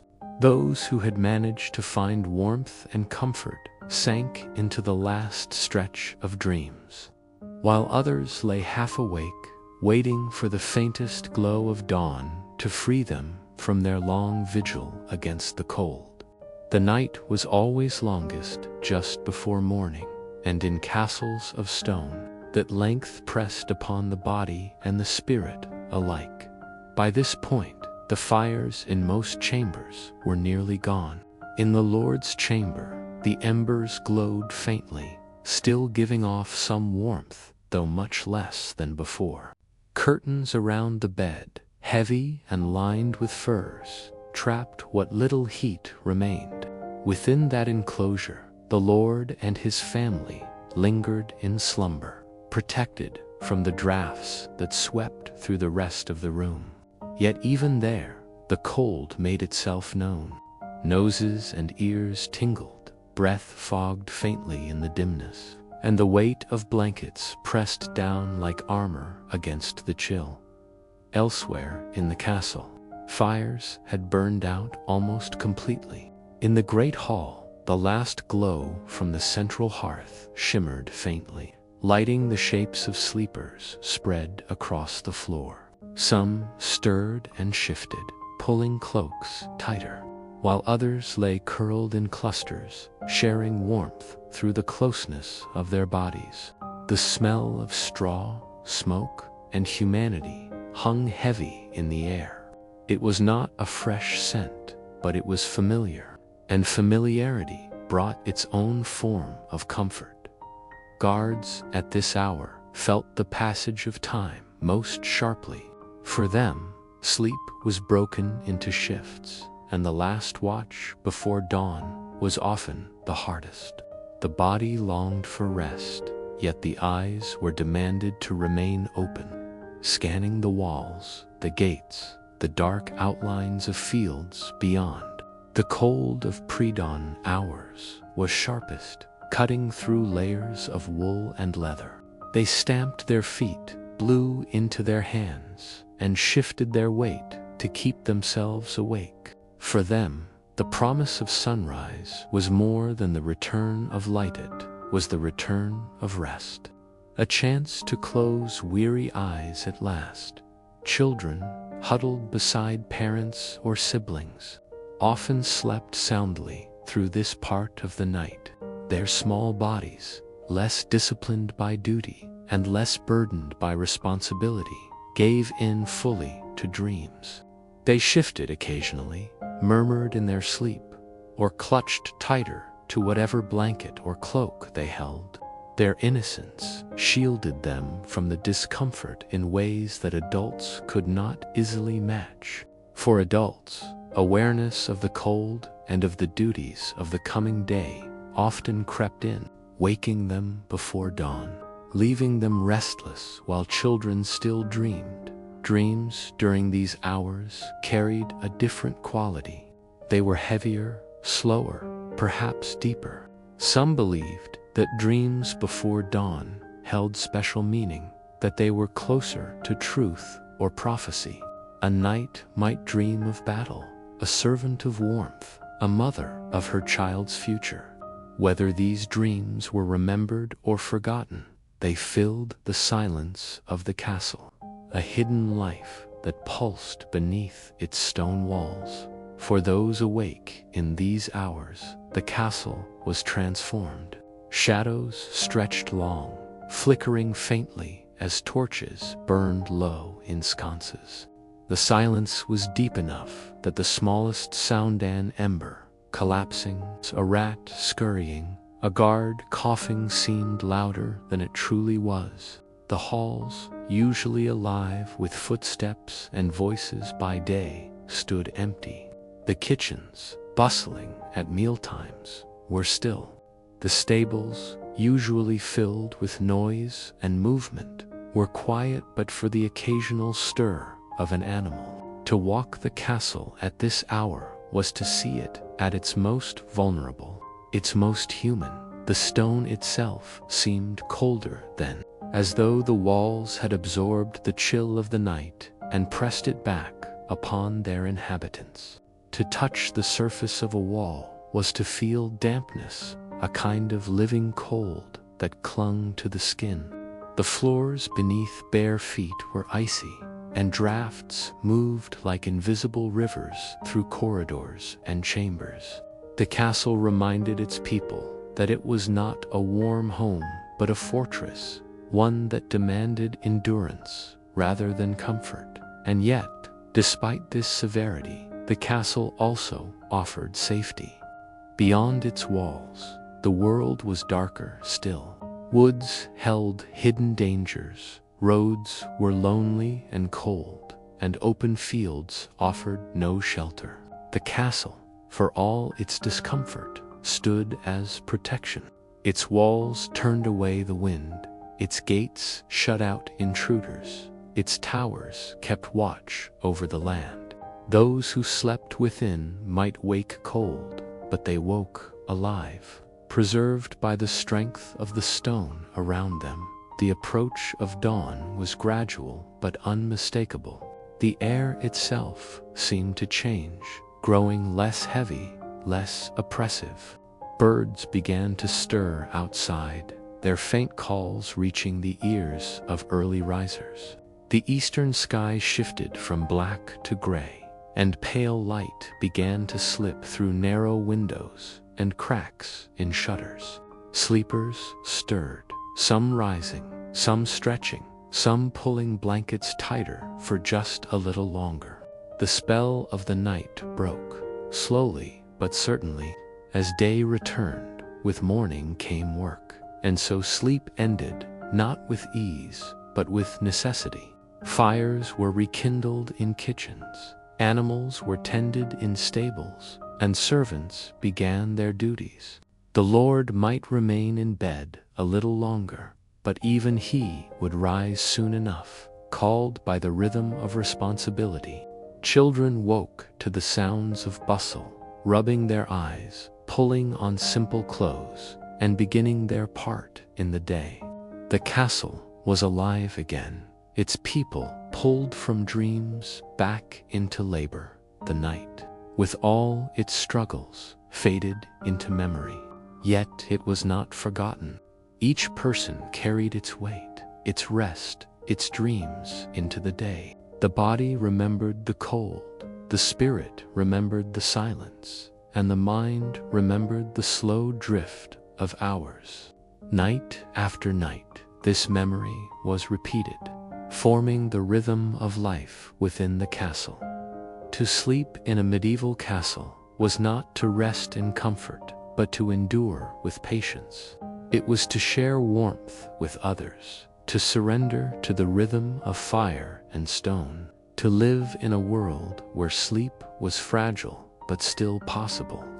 It was to dream in shadows, to wake in cold, and to rise again with the dawn. For centuries, this pattern shaped the lives of those within, and even in ruins today, the memory of those nights lingers. To imagine those lives is to hear the faint crackle of a dying fire, to see the shapes of bodies curled on straw, to smell the mix of smoke and dampness, to feel the bite of chill air. It is to know that, despite hardship, sleep always came, and in that sleep, the castle was alive, not only in its stones and towers, but in the hearts of those who dreamed within.